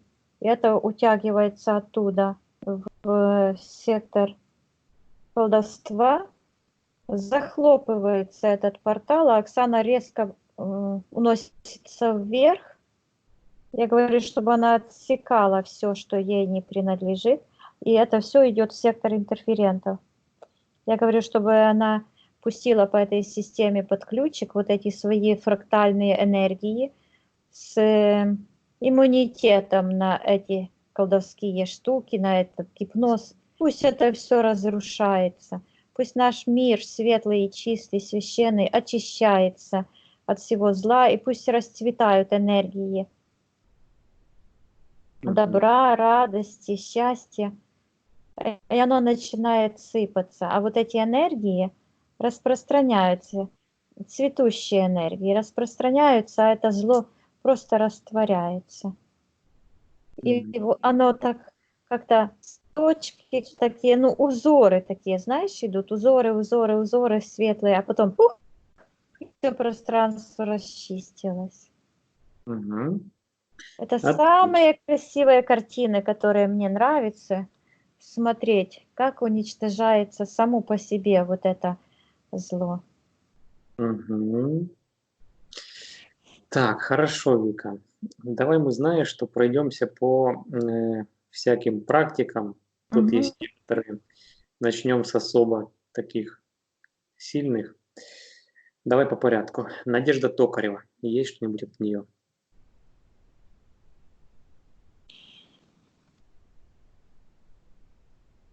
Ну, я вижу, что в какой-то момент его, этой подключки уже не было, и она как-то поломанная. Но я вижу, что она как бы проросла снова чуть-чуть из сектора колдовства. Я спрашиваю Оксану, каким образом она снова появилась в ее пространстве. Она говорит, не верила. Я говорю, в себе не верила? Да, она показывает. Я говорю, а сейчас ты себе веришь?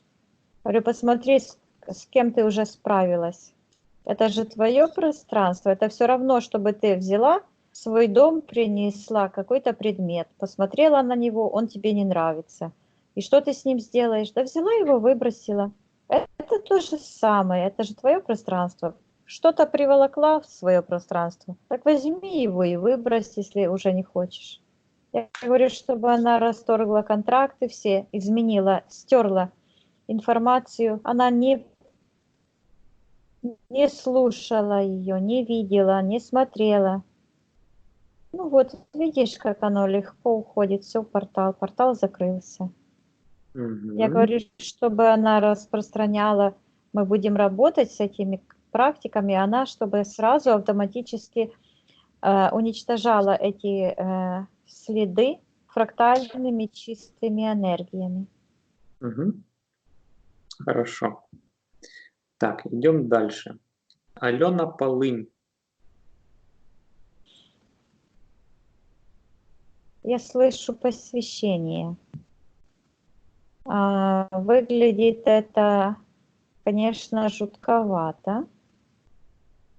Вот почему вот эти все энергии задержались, прицепились и задержались в энергопространстве Оксаны. Я вижу, что Оксана выглядит, у нее вот правая рука, в руке держит как кинжал.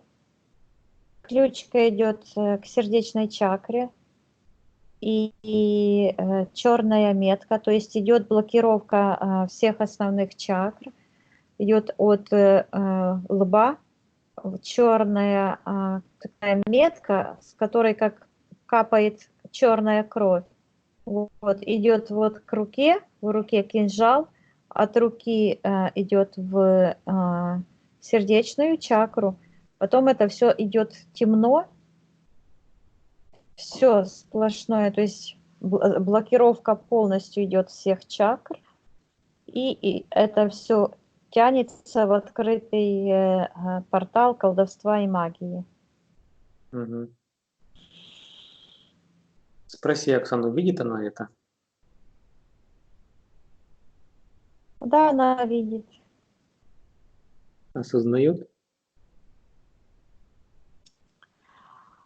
Ну, я вижу, что она начала это осознавать недавно. У нее как бы только левый глаз просматривает. То есть она боится даже правый глаз открыть. Правый глаз, который это символизирует право.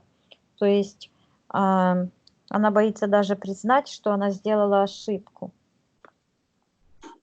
И сейчас она вот как будто берет, отдирает какую-то черную энергию, чтобы посмотреть. То есть все-таки она нашла в себе силу и волю, чтобы признать свою ошибку и раскаяние. Вот именно вот это раскаяние как раз и ведет к спасению. И мне приходит, что если да, вот пришло, вот я поняла сейчас. Я думала, ну я же первый раз Елене сказала, что я с ней работать не буду. Еще это был август, по-моему, или начало сентября. Но почему я с ней работала еще полгода? И сейчас я вижу, что это был дан ей срок для раскаяния. Мгм. А вот оно что. Я говорю Оксане, что на самом деле человек не может ничего сделать такого, от чего бы он не мог отказаться. Я спрашиваю, хочет ли она отказаться. Я говорю, что в эфирном пространстве она может считать любую информацию.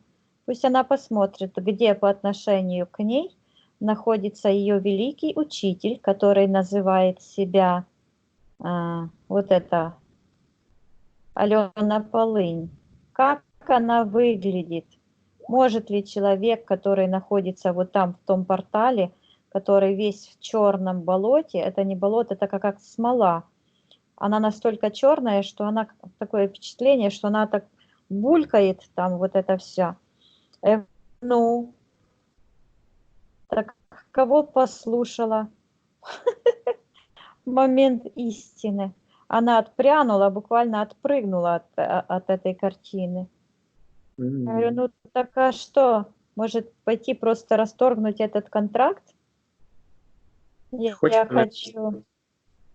Да, она хочет сделать. Я говорю, чтобы она пошла и расторгла контракт и на физическом, и на эфирном плане. Мгм. Я вижу, что она идет. Это кладбище, ночь. Светит какая-то, как будто бы луна, что ли. Но луны не видно, просто какое-то пятно такое. Мгм. И я вижу, что... Я говорю, а где Оксана здесь? И она показывает меня, не меня, а себя. И она говорит, меня несут. И я вижу, как какая-то черная фигура, она как будто бы с косой. И она вот на такой какой-то палке, которая идет от этой фигуры с капюшоном, вот похоже на эту ведьму. Вот антураж ведьмы, да, длинная такая шапка, Мгм. но как-то ног нет. То есть как что-то идет, но как бы плывет над землей и на какой-то палке несет эфирную часть Оксаны, как удавка на шее. То есть она, ее энергосфера передавлена, и вот здесь вот так, как удавкой. И от этого идет, от этой шеи Оксаны идет подключка вот в черный этот портал. И там оттуда руки выглядывают, вот так вот манят. Мгм. Вика, а где передавливается энергосфера? В области пятой чакры, где шея. Мгм. Понял. Хорошо. И получилась такая восьмерка.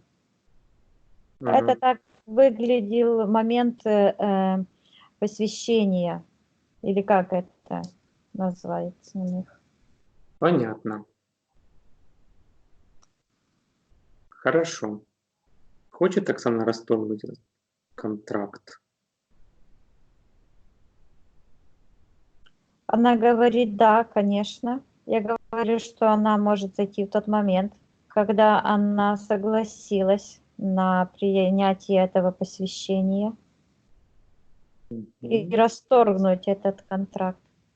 Я вижу, как эта удавка исчезает, и она поднимается и соединяется сейчас уже сама с собой. Вот так идет захват душ. Видишь, в эфирном пространстве это все и висело. То есть она в удавке вот там. Мгм. И я говорю, чтобы она вернула обратно все черные энергии, взяла в себя, приняла только то, что ей принадлежит. Мгм. Я говорю, что она может зайти в тот момент, когда она впервые решила смотреть эти ролики и отказаться от них. Мгм. Отказаться от этой идеи смотреть. Я вижу, что она буквально берет и как будто бы перекапывает тот путь, который идет в эфирном пространстве от этой сущности до черного портала. Она отсюда выскочила, ну, как бы с этой петли, а это все изображение этого кладбища и этой черной фигуры все утянулось в портал и уходит в нижний портал, в сектор интерферентов. Я говорю, вот она сейчас вот так как махнула, что ли, и отсекла это все, начинает сечь. Я говорю, чтобы она распространяла злость, не поможет. Пусть она распространяет этот свет вокруг себя и очищает все эти пространства своими чистыми энергиями, структурирует и превращает тьму в свет. Да, она уже знает, как это делать. Да, Хорошо, она это сделала. хорошо. Идем дальше. Рейки.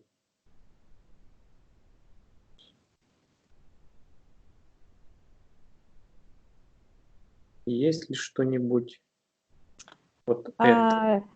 Вот то же самая картина, она как бы засомневалась в этом. Рейки я вижу как тоненький энергетический поток, а ее ноги, ее энергосфера была раньше как бы разрезана, а сейчас она как бы зашита. То есть она впустила в себя снова эти энергии, она засомневалась в своей силе. Я говорю, где эти сомнения у нее живут?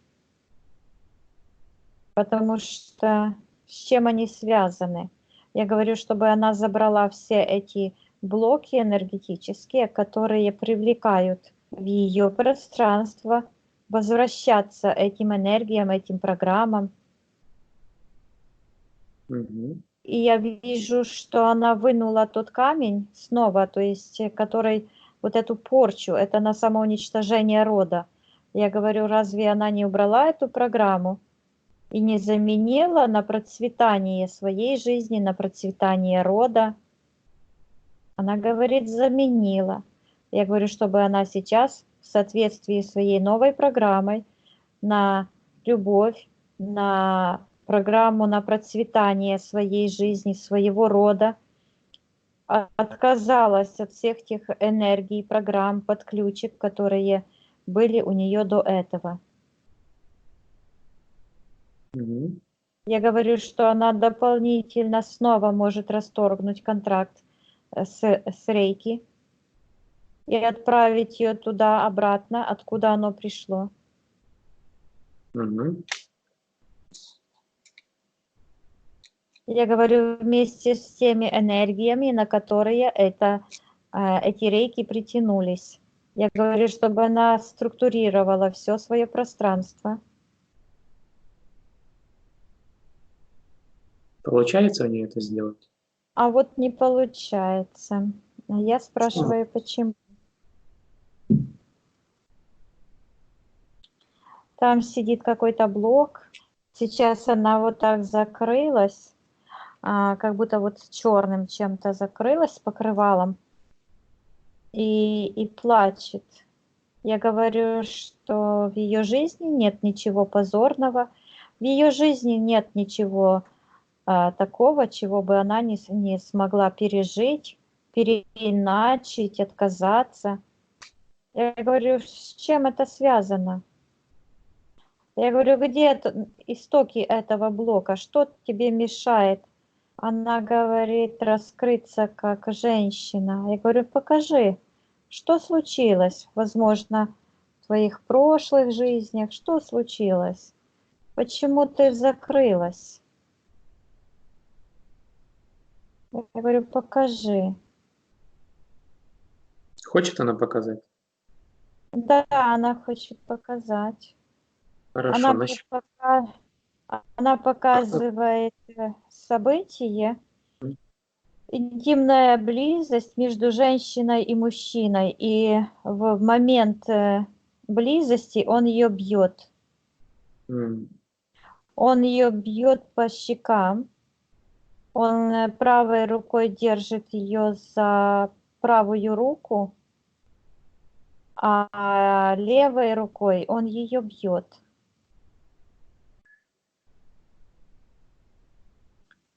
Я говорю, почему она позволяет себе, этому мужчине, ее насиловать и ее бить. Она показывает, что у нее рука черная. Я говорю, почему у нее рука черная? Говорю, что это за энергии? И она мне показывает, что она делала приворот на этого мужчину. Я говорю, ты можешь зайти в тот момент, когда ты делала этот приворот, и просто его отменить. Ты же отменила самый первый момент, когда ты занималась магией. В любых воплощениях. Отмени все те моменты, когда ты соприкасалась каким-то образом с магией. Здесь ничего позорного нет. Потому что душа феи, которая чувствует красоту и вот это желание у нее творить, потому что ее душа Творца это требует, очень легко и могла заблудиться в системе, в этой матрице, где черная магия представлялась как что-то хорошее. Говорю, здесь ничего постыдного нет. Отмени этот момент. Я вижу, как она что-то делает, как будто бы подсвечник. И вот это сердечко любовное, которое было между ней и мужчиной, оно вот туда утягивается, в этот подсвечник с этой свечой. И она как бы пропадает, это колдовство. У нее рука освобождается, и этот человек уходит. То есть это было вот сектор интерферентов. И я вижу, что она изменила этим событием, к ней приходит ее родственная душа. Я говорю, чтобы она изменила во всех воплощениях, во всех временах, на всех уровнях бытия и закрепила это чистое решение свое, изменила все события и очистилась полностью от магических энергий. И сейчас ее второй чакры выпадает такой черный, там как черный портал, как будто бы он сейчас открылся, и как будто бы что-то выливается вот в сектор интерферентов.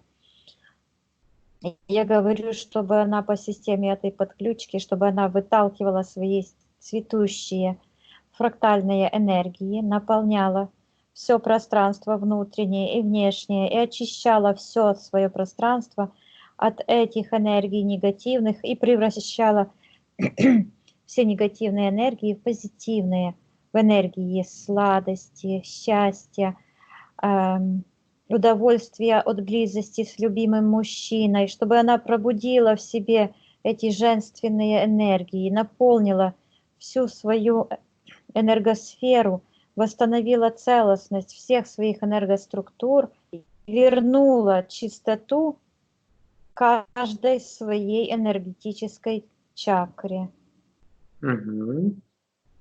Я вижу, как закрутилась ее вторая чакра, первая, третья. Вот так, фиолетовым свечением над головой, и пошел Тор.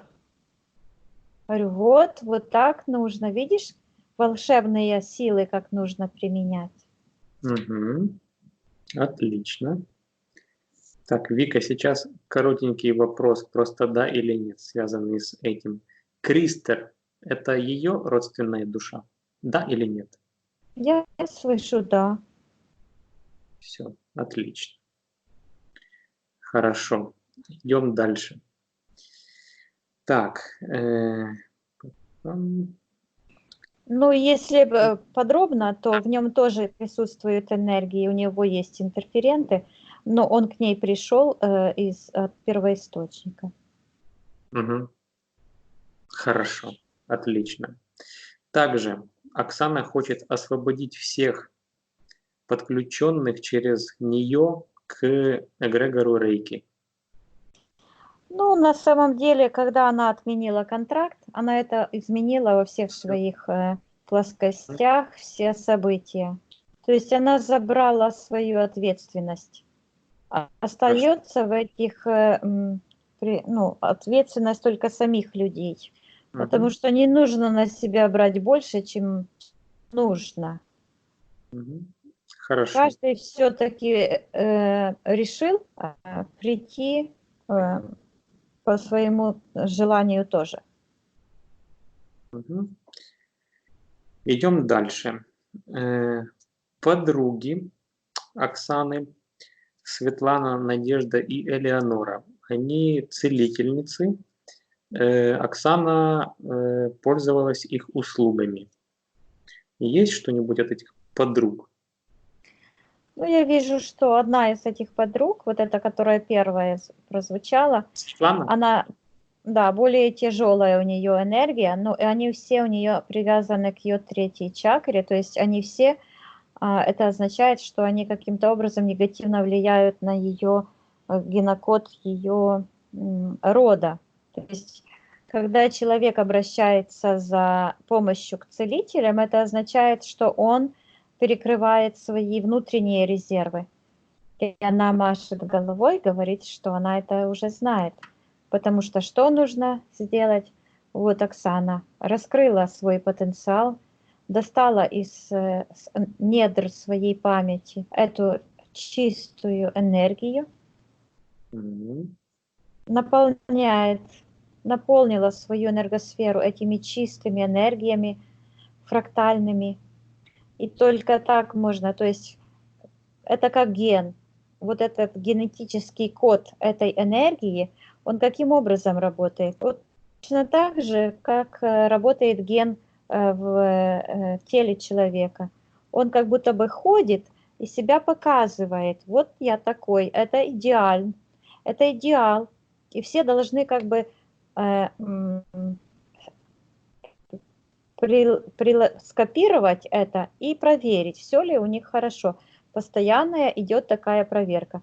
И вот эти энергии из света, чистого света, они тоже работают так, что они исправляют генетические ошибки и раскрывают генетическую память и наполняют человека этими светлыми энергиями. Не нужно думать, что это произойдет вот так быстро, как оно происходит у меня здесь на глазах.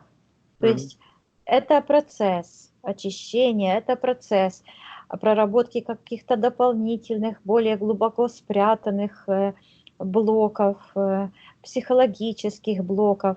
Человек начинает это ощущать, начинает понимать разницу, работать с этим, и происходит такое очищение. Это не так, как фильтр. Поставил на литру воды, почистил ее, и она уже чистая. Совершенству человека нет предела.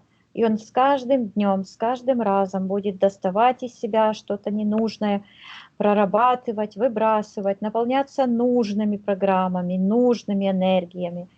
И этому процессу никогда не наступит конец. Вот почему души живут вечно, потому что им всегда интересно. Да. Так, Вика, идем дальше. Крайон ченнелинг. Есть что-нибудь от него?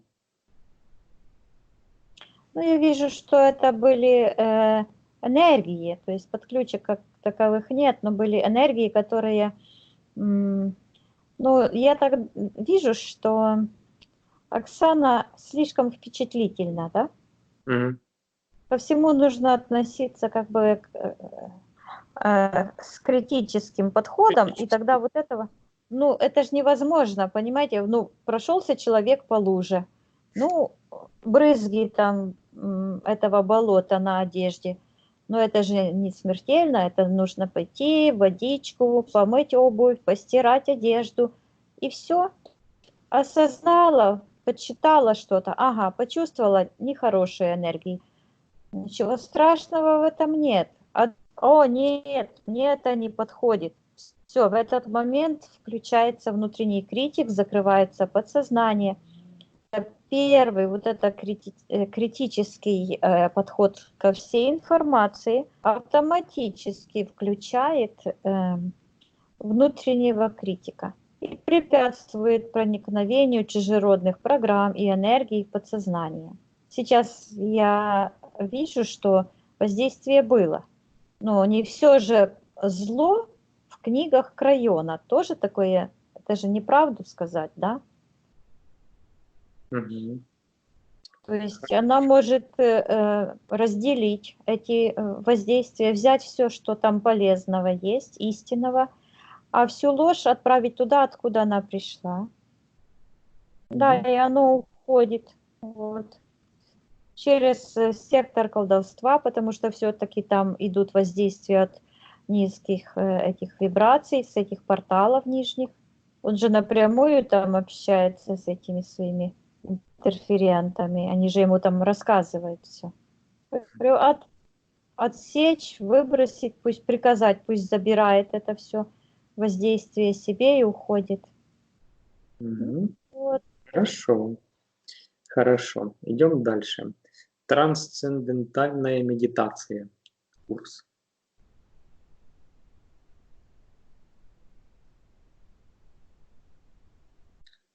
Есть ли что-нибудь отсюда? Ну, сейчас я не вижу ничего, я просто захожу в тот момент, когда это было, и предлагаю Оксане еще раз от этого отказаться. Вот, она это сделала. Мгм. Хорошо. Так, ну тут еще много всяких, кого она смотрела. Вот, давай мы сделаем так. На счет 3 тебе придет ответ. Есть ли что-нибудь у Оксаны еще от всех этих практик, которые она пробовала, еще слушала, каких-то людей, вот, каких-то духовных учителей, есть ли что-нибудь негативного? Что Я нужно? вижу, я вижу подключка к какому-то эгрегору, который кружится вокруг нее. Что это за эгрегор?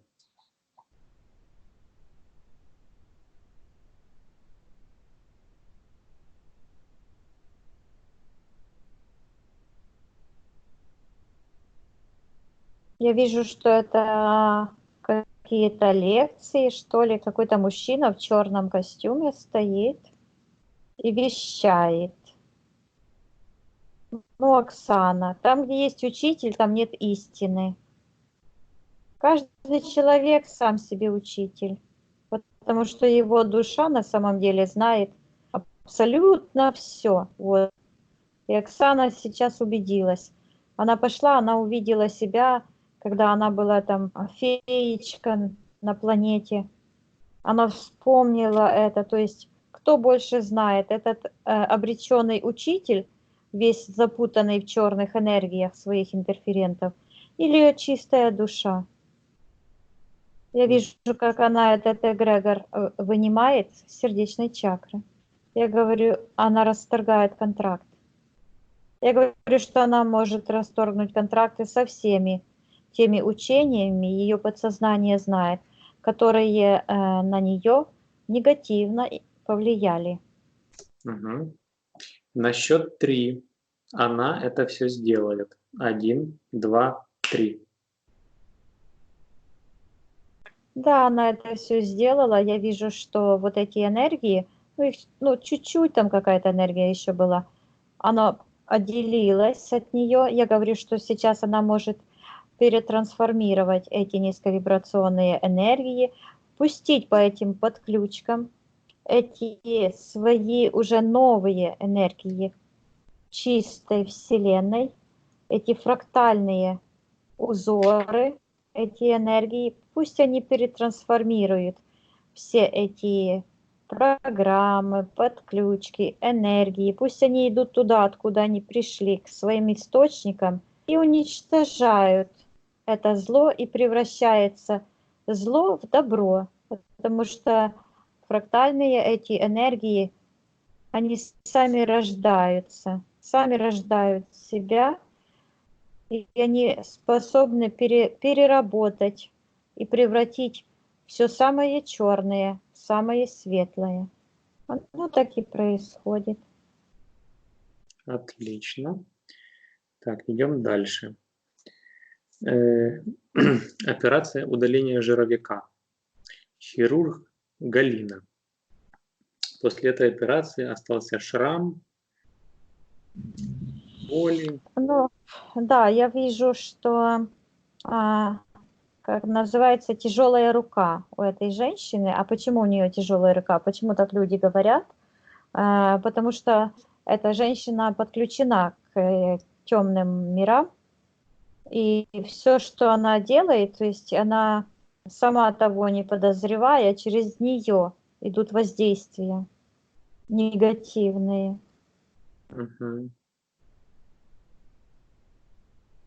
Есть что-нибудь от этой операции? Осталось что-нибудь? Негативные какие-то последствия? Последствий не вижу. Я вижу, что эта энергетика этой женщины осталась в пространстве до сих пор. Я говорю Оксане, что она может пойти и попросить своего отца, чтобы он пришел сюда и посмотрел. Вот он Мгм. своего пространства, он ушел, открывает свое пространство и смотрит. Я говорю, чтобы Оксана попросила, чтобы он изменил свое решение и отменил эту операцию. Он это сделал. И эта черная энергия ушла вместе с шрамом в нижний портал. Также там еще что-то есть, какая-то зацепочка. Я спрашиваю Оксану, что это. Она говорит мне родовая травма. Я говорю, какая травма?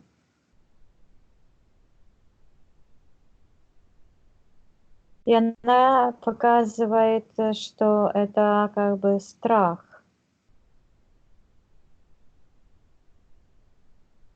Вот этот страх в ней, страх рождения. Я говорю, что она может убрать этот страх.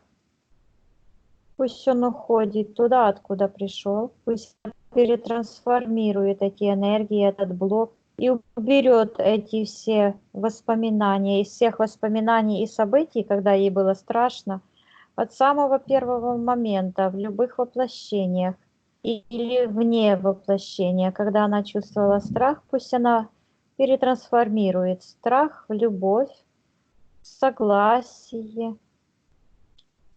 в жизнеутверждение, радость жизни, в те энергии, которые она хочет. Я вижу, что этот страх, он как бы проваливается. Это кирпичик, который лежал, а потом раз, он начинает проваливаться. Я говорю, что она может зайти в тот момент. Вот я вижу, когда она не может выход найти. Я говорю, выход всегда есть. Мгм. Я говорю, наполняйся энергией, смелостью, и тогда этот страх пропадет. Я вижу, как она внутри мамы наполняется энергией и быстренько рождается. Мгм. Говорю, ну вот. И этот страх вместе с подключечкой падает и исчезает. Мгм. Отлично. Отлично. Идем дальше. Следующий вопрос. Спина. Боль всю жизнь мучает. Что это такое? Пусть покажет тебе. Я вижу, что я слышу энергия противостояния. Я говорю, Оксана, посмотри, пожалуйста, сколько ты убрала из своей энергосферы всяких разных плохих событий, энергий. Посмотри вокруг, есть ли что-то, что тебе мешает жить спокойно, расслабиться, просто начать жить и наслаждаться, и не воевать ни с кем. Мгм. Она говорит, нет. Я говорю, ну так, может, пора уже просто жить, потому что радость, ну, как бы смысл жизни просто в жизни, в счастливой жизни. И вот какая-то энергия у нее появилась в голове черная. То есть я говорю, почему она не излечила ту рану, которую получила от той подключки от Елены? Что такое? Она плачет, я сама виновата. А я говорю, а что это такое? Чувство вины снова где-то взялось? В чем это ты виновата? А ну давай рассказывай. Она чувствует вину перед дочерью. Я пошла, ну рассказывает, я пошла, и дочь поволокла. Я говорю, никого ты никуда не поволокла, ты эти события отменила. Контракты расторгла, не было твоей дочери с тобой. Она же маленькая в твоей энергосфере. Мы сейчас на нее посмотрим. Ничего не было, успокойся. Чувство вины – это именно те энергии, за которые цепляются темные. Перетрансформируй эти чувства вины, чувство вот этой ответственности, например, чувство безмятежности. Вот здоровый пофигизм всегда по жизни помогает. Да. Чувство безмятежности. Да все будет самым лучшим образом, потому что во Вселенной все работает так, в чистой Вселенной, что если себе самому не ставить препятствий, то всегда будет все самым лучшим образом для тебя и для твоего ребенка. Говорю, ну, она слезы вытирает, настроение повышается. Говорю, где это чувство вины? А ну, претрансформируй и залечи эти раны. Ты не имеешь права их оставлять себе. Она их специально оставила, понимаешь? Чтобы дальше себя вот это Мгм. гнобить. А я говорю, где эти энергии, где эти программы, чтобы гнобить себя на самоуничтожение? Вынимай их и выбрасывай. Вот она их выбросила, и вот эта рана, она, ну, ушла с ее пространства и падает туда в сектор колдовства. Я говорю, чтобы она распространяла по этим подключкам, потому что их как фонтан много всего вышло. Говорю, чтобы эти фрактальные энергии перетрансформировали все эти негативные чувства в энергии радости, счастья, любви, достатка, прекрасных взаимоотношений. Все расцвело вокруг нее. Мгм. Отлично. Идем дальше. Обруч под грудью. Что это такое? Пусть тебе покажет.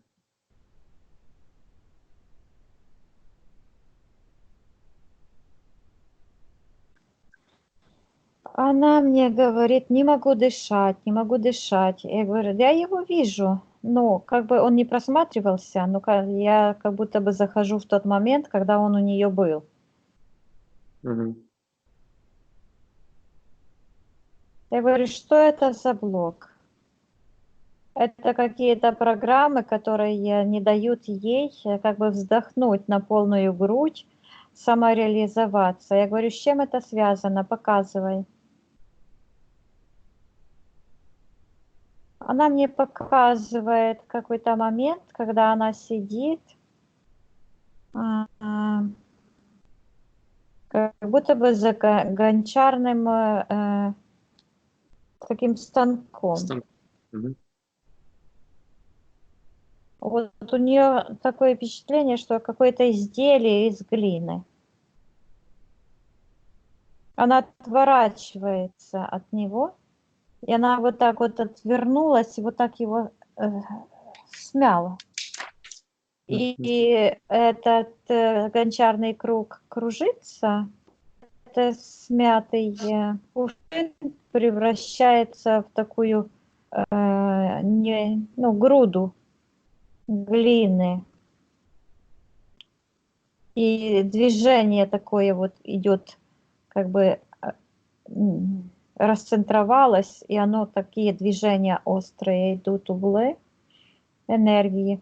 Она в это время глубокое разочарование.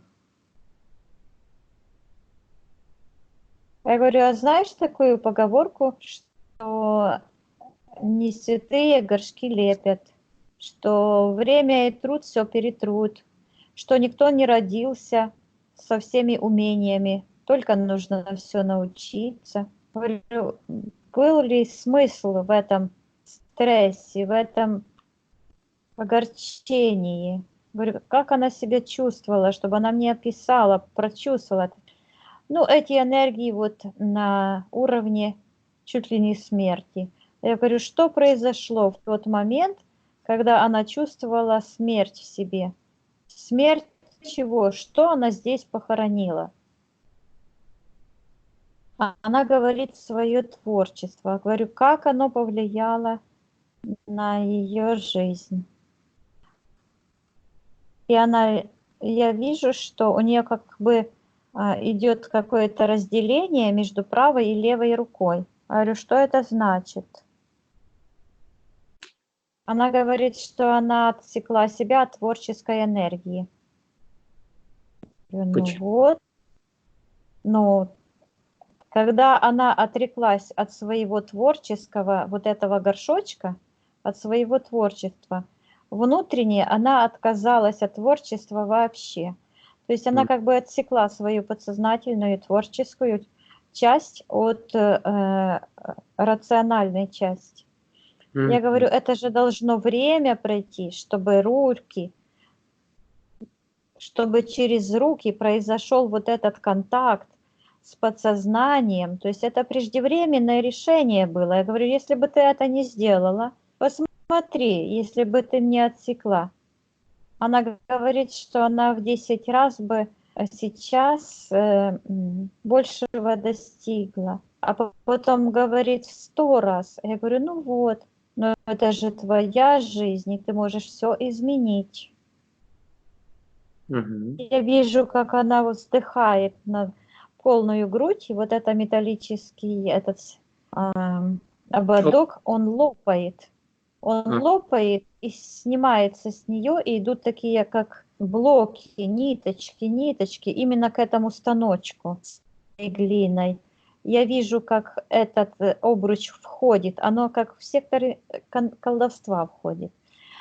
То есть она сама себя запрограммировала этими действиями, а на этом станочке закружился красивый белый светящийся кувшин. И она его взяла себе и приняла вот так его к себе. Я говорю, это твое творчество, это твое вдохновение, это умение выразить свои чувства, свою энергию, светлую, чистую, вложить в предметы твоего творчества. Она говорит, да.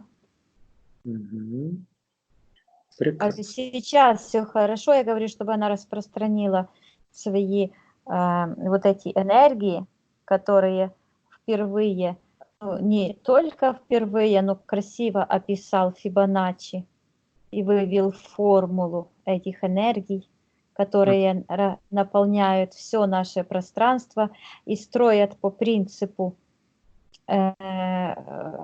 фрактальных энергий, фракталов, все вокруг живое, потому что ни живого вообще ничего нет, все живое вокруг нас. Отлично. Она это делает. Я говорю, чтобы она стерла своей памяти тот момент. Ничего не было, она никогда не ставила себе этот блок. Я говорю, чтобы она излечила это место, где был этот блок, наполнилась энергией и восстановила свои творческие энергии, свой творческий потенциал и свою, как бы свои наработки, свой опыт до того момента, до той грани, как бы ничего не было. То есть все, чтобы вернуло на то место, где оно должно быть.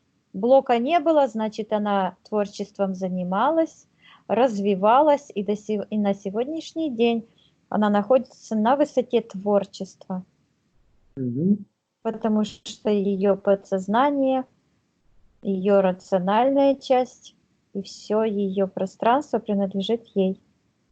Да? Угу. Отлично. Мы с ней говорим. Так, сделали это, да? Хорошо. Идем дальше. Так, прививки. Отменить все последствия прививок.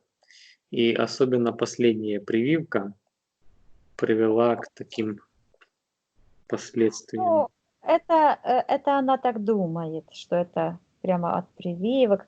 Дело в том, что все, что мы вот здесь сегодня чем мы занимались, это все цепи одной, то есть звенья одной цепи было, да? Я вижу, что она уже не хочет там никому никуда ничего пихать, она просто распространяет свою энергию высокочастотную, светлую. И эта энергия с этой прививкой, но у нее это было в секторе колдовства. С этим уколом она все последствия, все это она отменяет, это событие, и оно все уходит туда. И она закрывает портал. Отлично. Идем дальше. Мама Тамара. Убрать привязку к маме Тамаре. Ну, я говорю, что вот мама, она же привязана к родовому поясу, да, к третьей чакре. Я говорю, что она может передать маме информацию о своем освобождении, дать маме шарик, отвязать ее от себя, и пусть мама летит куда хочет. Вот, и она закрыла свою энергосферу, а мама полетела. Угу. Отлично. Идем дальше. Также убрать привязку от кошки Маруси.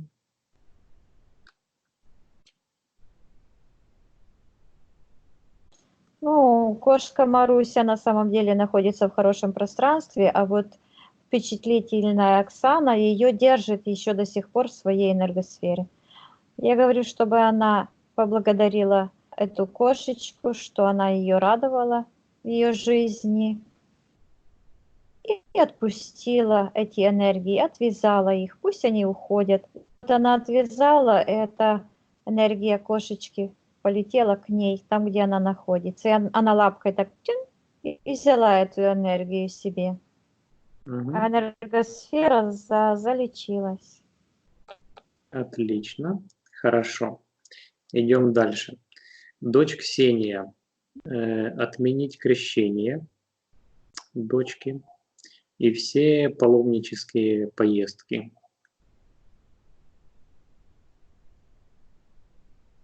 Но дело в том, что дочь не пришла. Когда ты говорил о крещении, мне пришло, не было. Вероятно, уже отменено. Ага. Я говорю, что она может позвать свою дочь и передать ей информацию о своем освобождении. Да. Хочет она это сделать? Да, она передает ей. Дочка берет? Ну, она ее не спрашивает, скажем так. Она просто наливает на нее. Понятно. А вот, между прочим, догнать и осчастливить, это тоже такая Да ладно. неправильная тактика. Да у нее прекрасная доченька, все будет хорошо. Просто сейчас Оксана настолько изменилась энергетически, что понимание этого всего к ней тоже придет. И она же уже успокоилась, потому что она не понимала, откуда у нее вот эта тревога идет. Она шла изнутри. Мгм. Отлично. Хорошо. Идем дальше. Э, Так, давай посмотрим такой вопрос. Кто-то ей сказал, а кто это у нас такой голубоглазый? Кто это ей сказал? И Ну, почему? это уже было давно, оно уже ушло, его уже нет в ее пространстве. Просто М, когда вот это сказала, оно снова вынырнуло оттуда, с этого Всё, портала, ну, не будем который просто. уже закрыл. Мы уже его закрываем, то есть не возвращаемся туда, что уже отменили. Мгм. Хорошо. Так, осталось у нас 2 пунктика. Кот Фой появился после смерти Маруси. Давай посмотрим на него, как он выглядит. Все ли с ним в порядке? У него какая-то подключка, есть нижний портал. Я спрашиваю, ну, у него есть защитная сфера, я спрашиваю, что это такое. А он показывает лапкой, что он жалеет Оксану, то есть он как бы перенимал на себя эти энергии. Я говорю Оксане, Мгм. чтобы она поделилась этой фрактальной чистой энергией своим котиком. Вот подключка отвалилась от него, и он полетел. То есть сейчас Оксана может очистить все свое пространство внешнее тоже. Внутреннее она почистила, а сейчас внешнее. Я говорю, что она может наполнить все свое пространство, все, что ей принадлежит. Это ее дом, животные, семья, муж, ребенок, ее хобби. Все наполнить, очистить от присутствия чужеродных энергий, структур, программ, матричных каких-то структур. Все заменить на первородную матрицу благоденствия, процветания и гармонии. Мгм. Получилось у него? Да, получилось. Отлично. Также Оксана хочет оставить информацию о своем освобождении во всеобщем доступе. Да, это благородная цель. Я вижу, она как будто бы вот такую какую-то массу из звездочек. И кто хочет, он может брать эту информацию. Мгм. Отлично. Хорошо. Давай посмотрим теперь на эфирное тело Оксаны. Все ли у нее сейчас в порядке? Ну вот, то, что я и говорила. Я это, по-моему, даже первый раз такое вижу. Но сейчас я вижу, что она выглядит не как фея, а как ангел. Мгм. И я вот так и считывала всегда эту информацию, что вот эти образы– это субъективные образы, которые мне показывает мое подсознание для того, чтобы оценить как бы степень развития души. В начале сеанса а, вот эта доверчивость, неопытность, запутанность говорила, э, которая находилась в ее пространстве, вот эти энергии. Поэтому я ее считывала как неопытную феечку. Мгм. Потом эта маленькая феечка, она превратилась в большую мудрую фею. И в конце сеанса, когда она очистилась, пришло осознание, и она превратилась в прекрасного ангела. То есть это уже сознание, которое осознает свои личные границы, свою ответственность перед собой, свое место во Вселенной и способность защитить свое пространство. Вот почему ангел, а не потому, что он чем-то хуже или лучше от феи или еще. от каких-то богинь или такого не существует. Все души или живые, или живородящие, или искусственные. И все, больше никаких поделений не существует. Так, наш ангел свободен? Свободен. Отлично. Так, тогда у меня последние два вопроса. Какая была потеря энергии на начало сеанса? У, 98%. 98%, да. И какой Сейчас, Да. сейчас она находится, я вижу, 249 уровень. Она вот еще чуть-чуть, и она выйдет с этой матрицы полностью. Она под самым потолочком стоит. Еще чуть-чуть, пройдет какое-то время, и она, да, вот я вижу тот момент, когда она уже выйдет за грань этого миропонимания и начнет истинное развитие ее восприятия. Мгм. А какой последний уровень, за которым уже этот выход? Это Ну, 250-й. мгм. То есть, когда она выйдет, там уже будет другой уровень. А сейчас она вот под этим потолком, как я услышала, когда расследовала, что это межпространственное натяжение, что там уровень от уровня ну, отличаются вот вибрациями. Мгм. Отлично, отлично. Хорошо. Спроси Оксану, все ли мы для нее сделали в этом сеансе.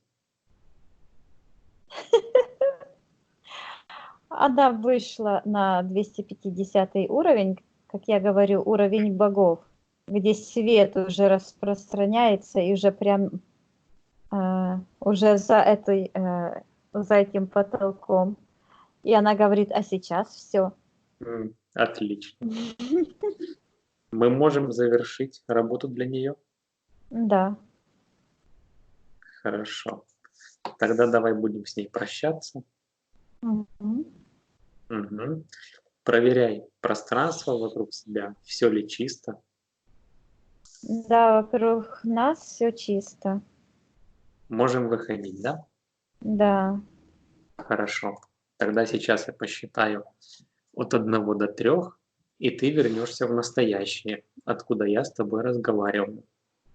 Будешь чувствовать себя отдохнувшей, будешь чувствовать себя превосходно.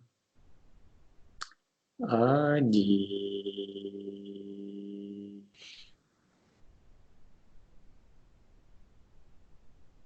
2, 3. Открывай глаза. Как себя чувствуешь? Ух. Чуть-чуть, да, устала, да? Где наша Так, Оксаночка? Оксана, включайте микрофон. Включила. Вы Так, меня слышите? да. Рассказывайте, как вы себя чувствовали во время сеанса. Вы знаете, в самом начале, вот буквально, я же ходила все время с ножом в спине. И денно, и ношно я просыпалась с этой болью. И вот в самом начале вот этот клинок, который был вставлен, в нем образовалась пустота. И какая-то такая, знаете, мятная прохлада, приятная, не замороженная прохлада, а вот такая приятная. И она начала распространяться, распространяться, распространяться, буквально не по миллиметру, а по микрону. И вот она пошла, плечи, руки, потом она пошла вниз по спине. И вот я сижу, у меня тревога такая, я слушаю эти расследования, эту жуть фэнтези какую-то совершенно. А с другой стороны, за спиной, вот по спине, вот идет эта прохлада, освобождение, освобождение, освобождение. И вот, знаете, не вот такое фух, освобождение, а вот буквально пять за пятью, вот как землю родную освобождают во время войны. Вот микрон за микроном. И весь сеанс я, конечно, была напряжена, потому что такие страсти, мордасти. И тут, когда Виктория засмеялась и сказала, что я уже полетела, у меня такая улыбка от уха до уха.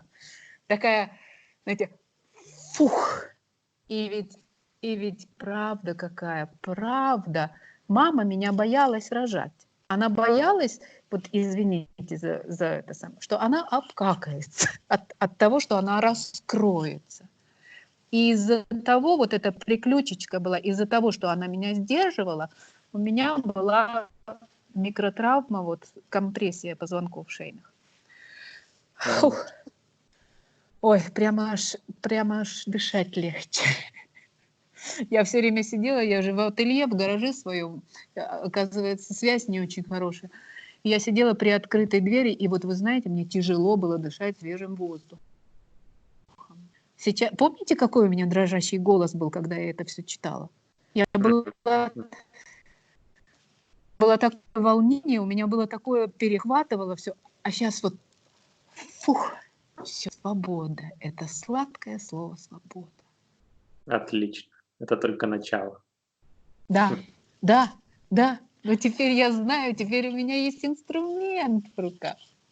И если в начале он был гипнотический, то сейчас он у меня очень активный.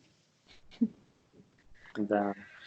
Оксана, Вы просто... скажите, пожалуйста, можем мы опубликовать ваш сеанс? Конечно. Конечно, можно. Правда, вместо меня будет все время черное пятно. Ну, закройте его, это не имеет никакого Вначале там значения. было видно, лицо закрывать? Да, что-то. Да как хотите. Как хотите. Как хотим. Ну ладно, мы подумаем, как хотим. Подумайте. Благодарю, Оксана. И Виктория, вы знаете, вот ваш тандем, вот эта спина к спине, тыл закрытый, Да. свобода передвижения, свобода погружения в любое болото, в любую глину, в любую смолу. Вот, и вот когда вы, Виктория, чувствуете вот это плечо Тараса, это так вдохновенно, это так героически, что просто, Оксана, вы же видели там? Я смотрю, я туда-сюда, где Тарас, а Тарас стоит, вас охраняет там. я просто, вы знаете, так и хочется всем сказать, братцы, там такое. Ну ведь спят же все, спят. Вот сейчас не буду догонять и осчастливливать, нет. Я просто буду светить скоро сама. сами все увидят. Да. Да. И сделают Это это. великое счастье. Вы знаете, на нашу долю в этой жизни, в этом воплощении, выпало такое счастье. Вот пройти через вот это все, вот эти все цепи, вот эти все вериги, и все равно сохранить свою душу. Оксаночка, я вас, взлететь. знаете, что попрошу? Да. Напишите какой-то красивый стих, и мы его поместим у нас на сайте. Хорошо. Хорошо. У нас же канал хороших новостей, канал позитива, радости и счастья. Вот. Да, конечно. Да. Так, хорошо, Оксана. Благодарю вас сердечно за вашу героическую работу. Пожалуйста. Спасибо. Поклон до земли и до неба. И взлет до неба. До свидания. Благодарю. Успехов.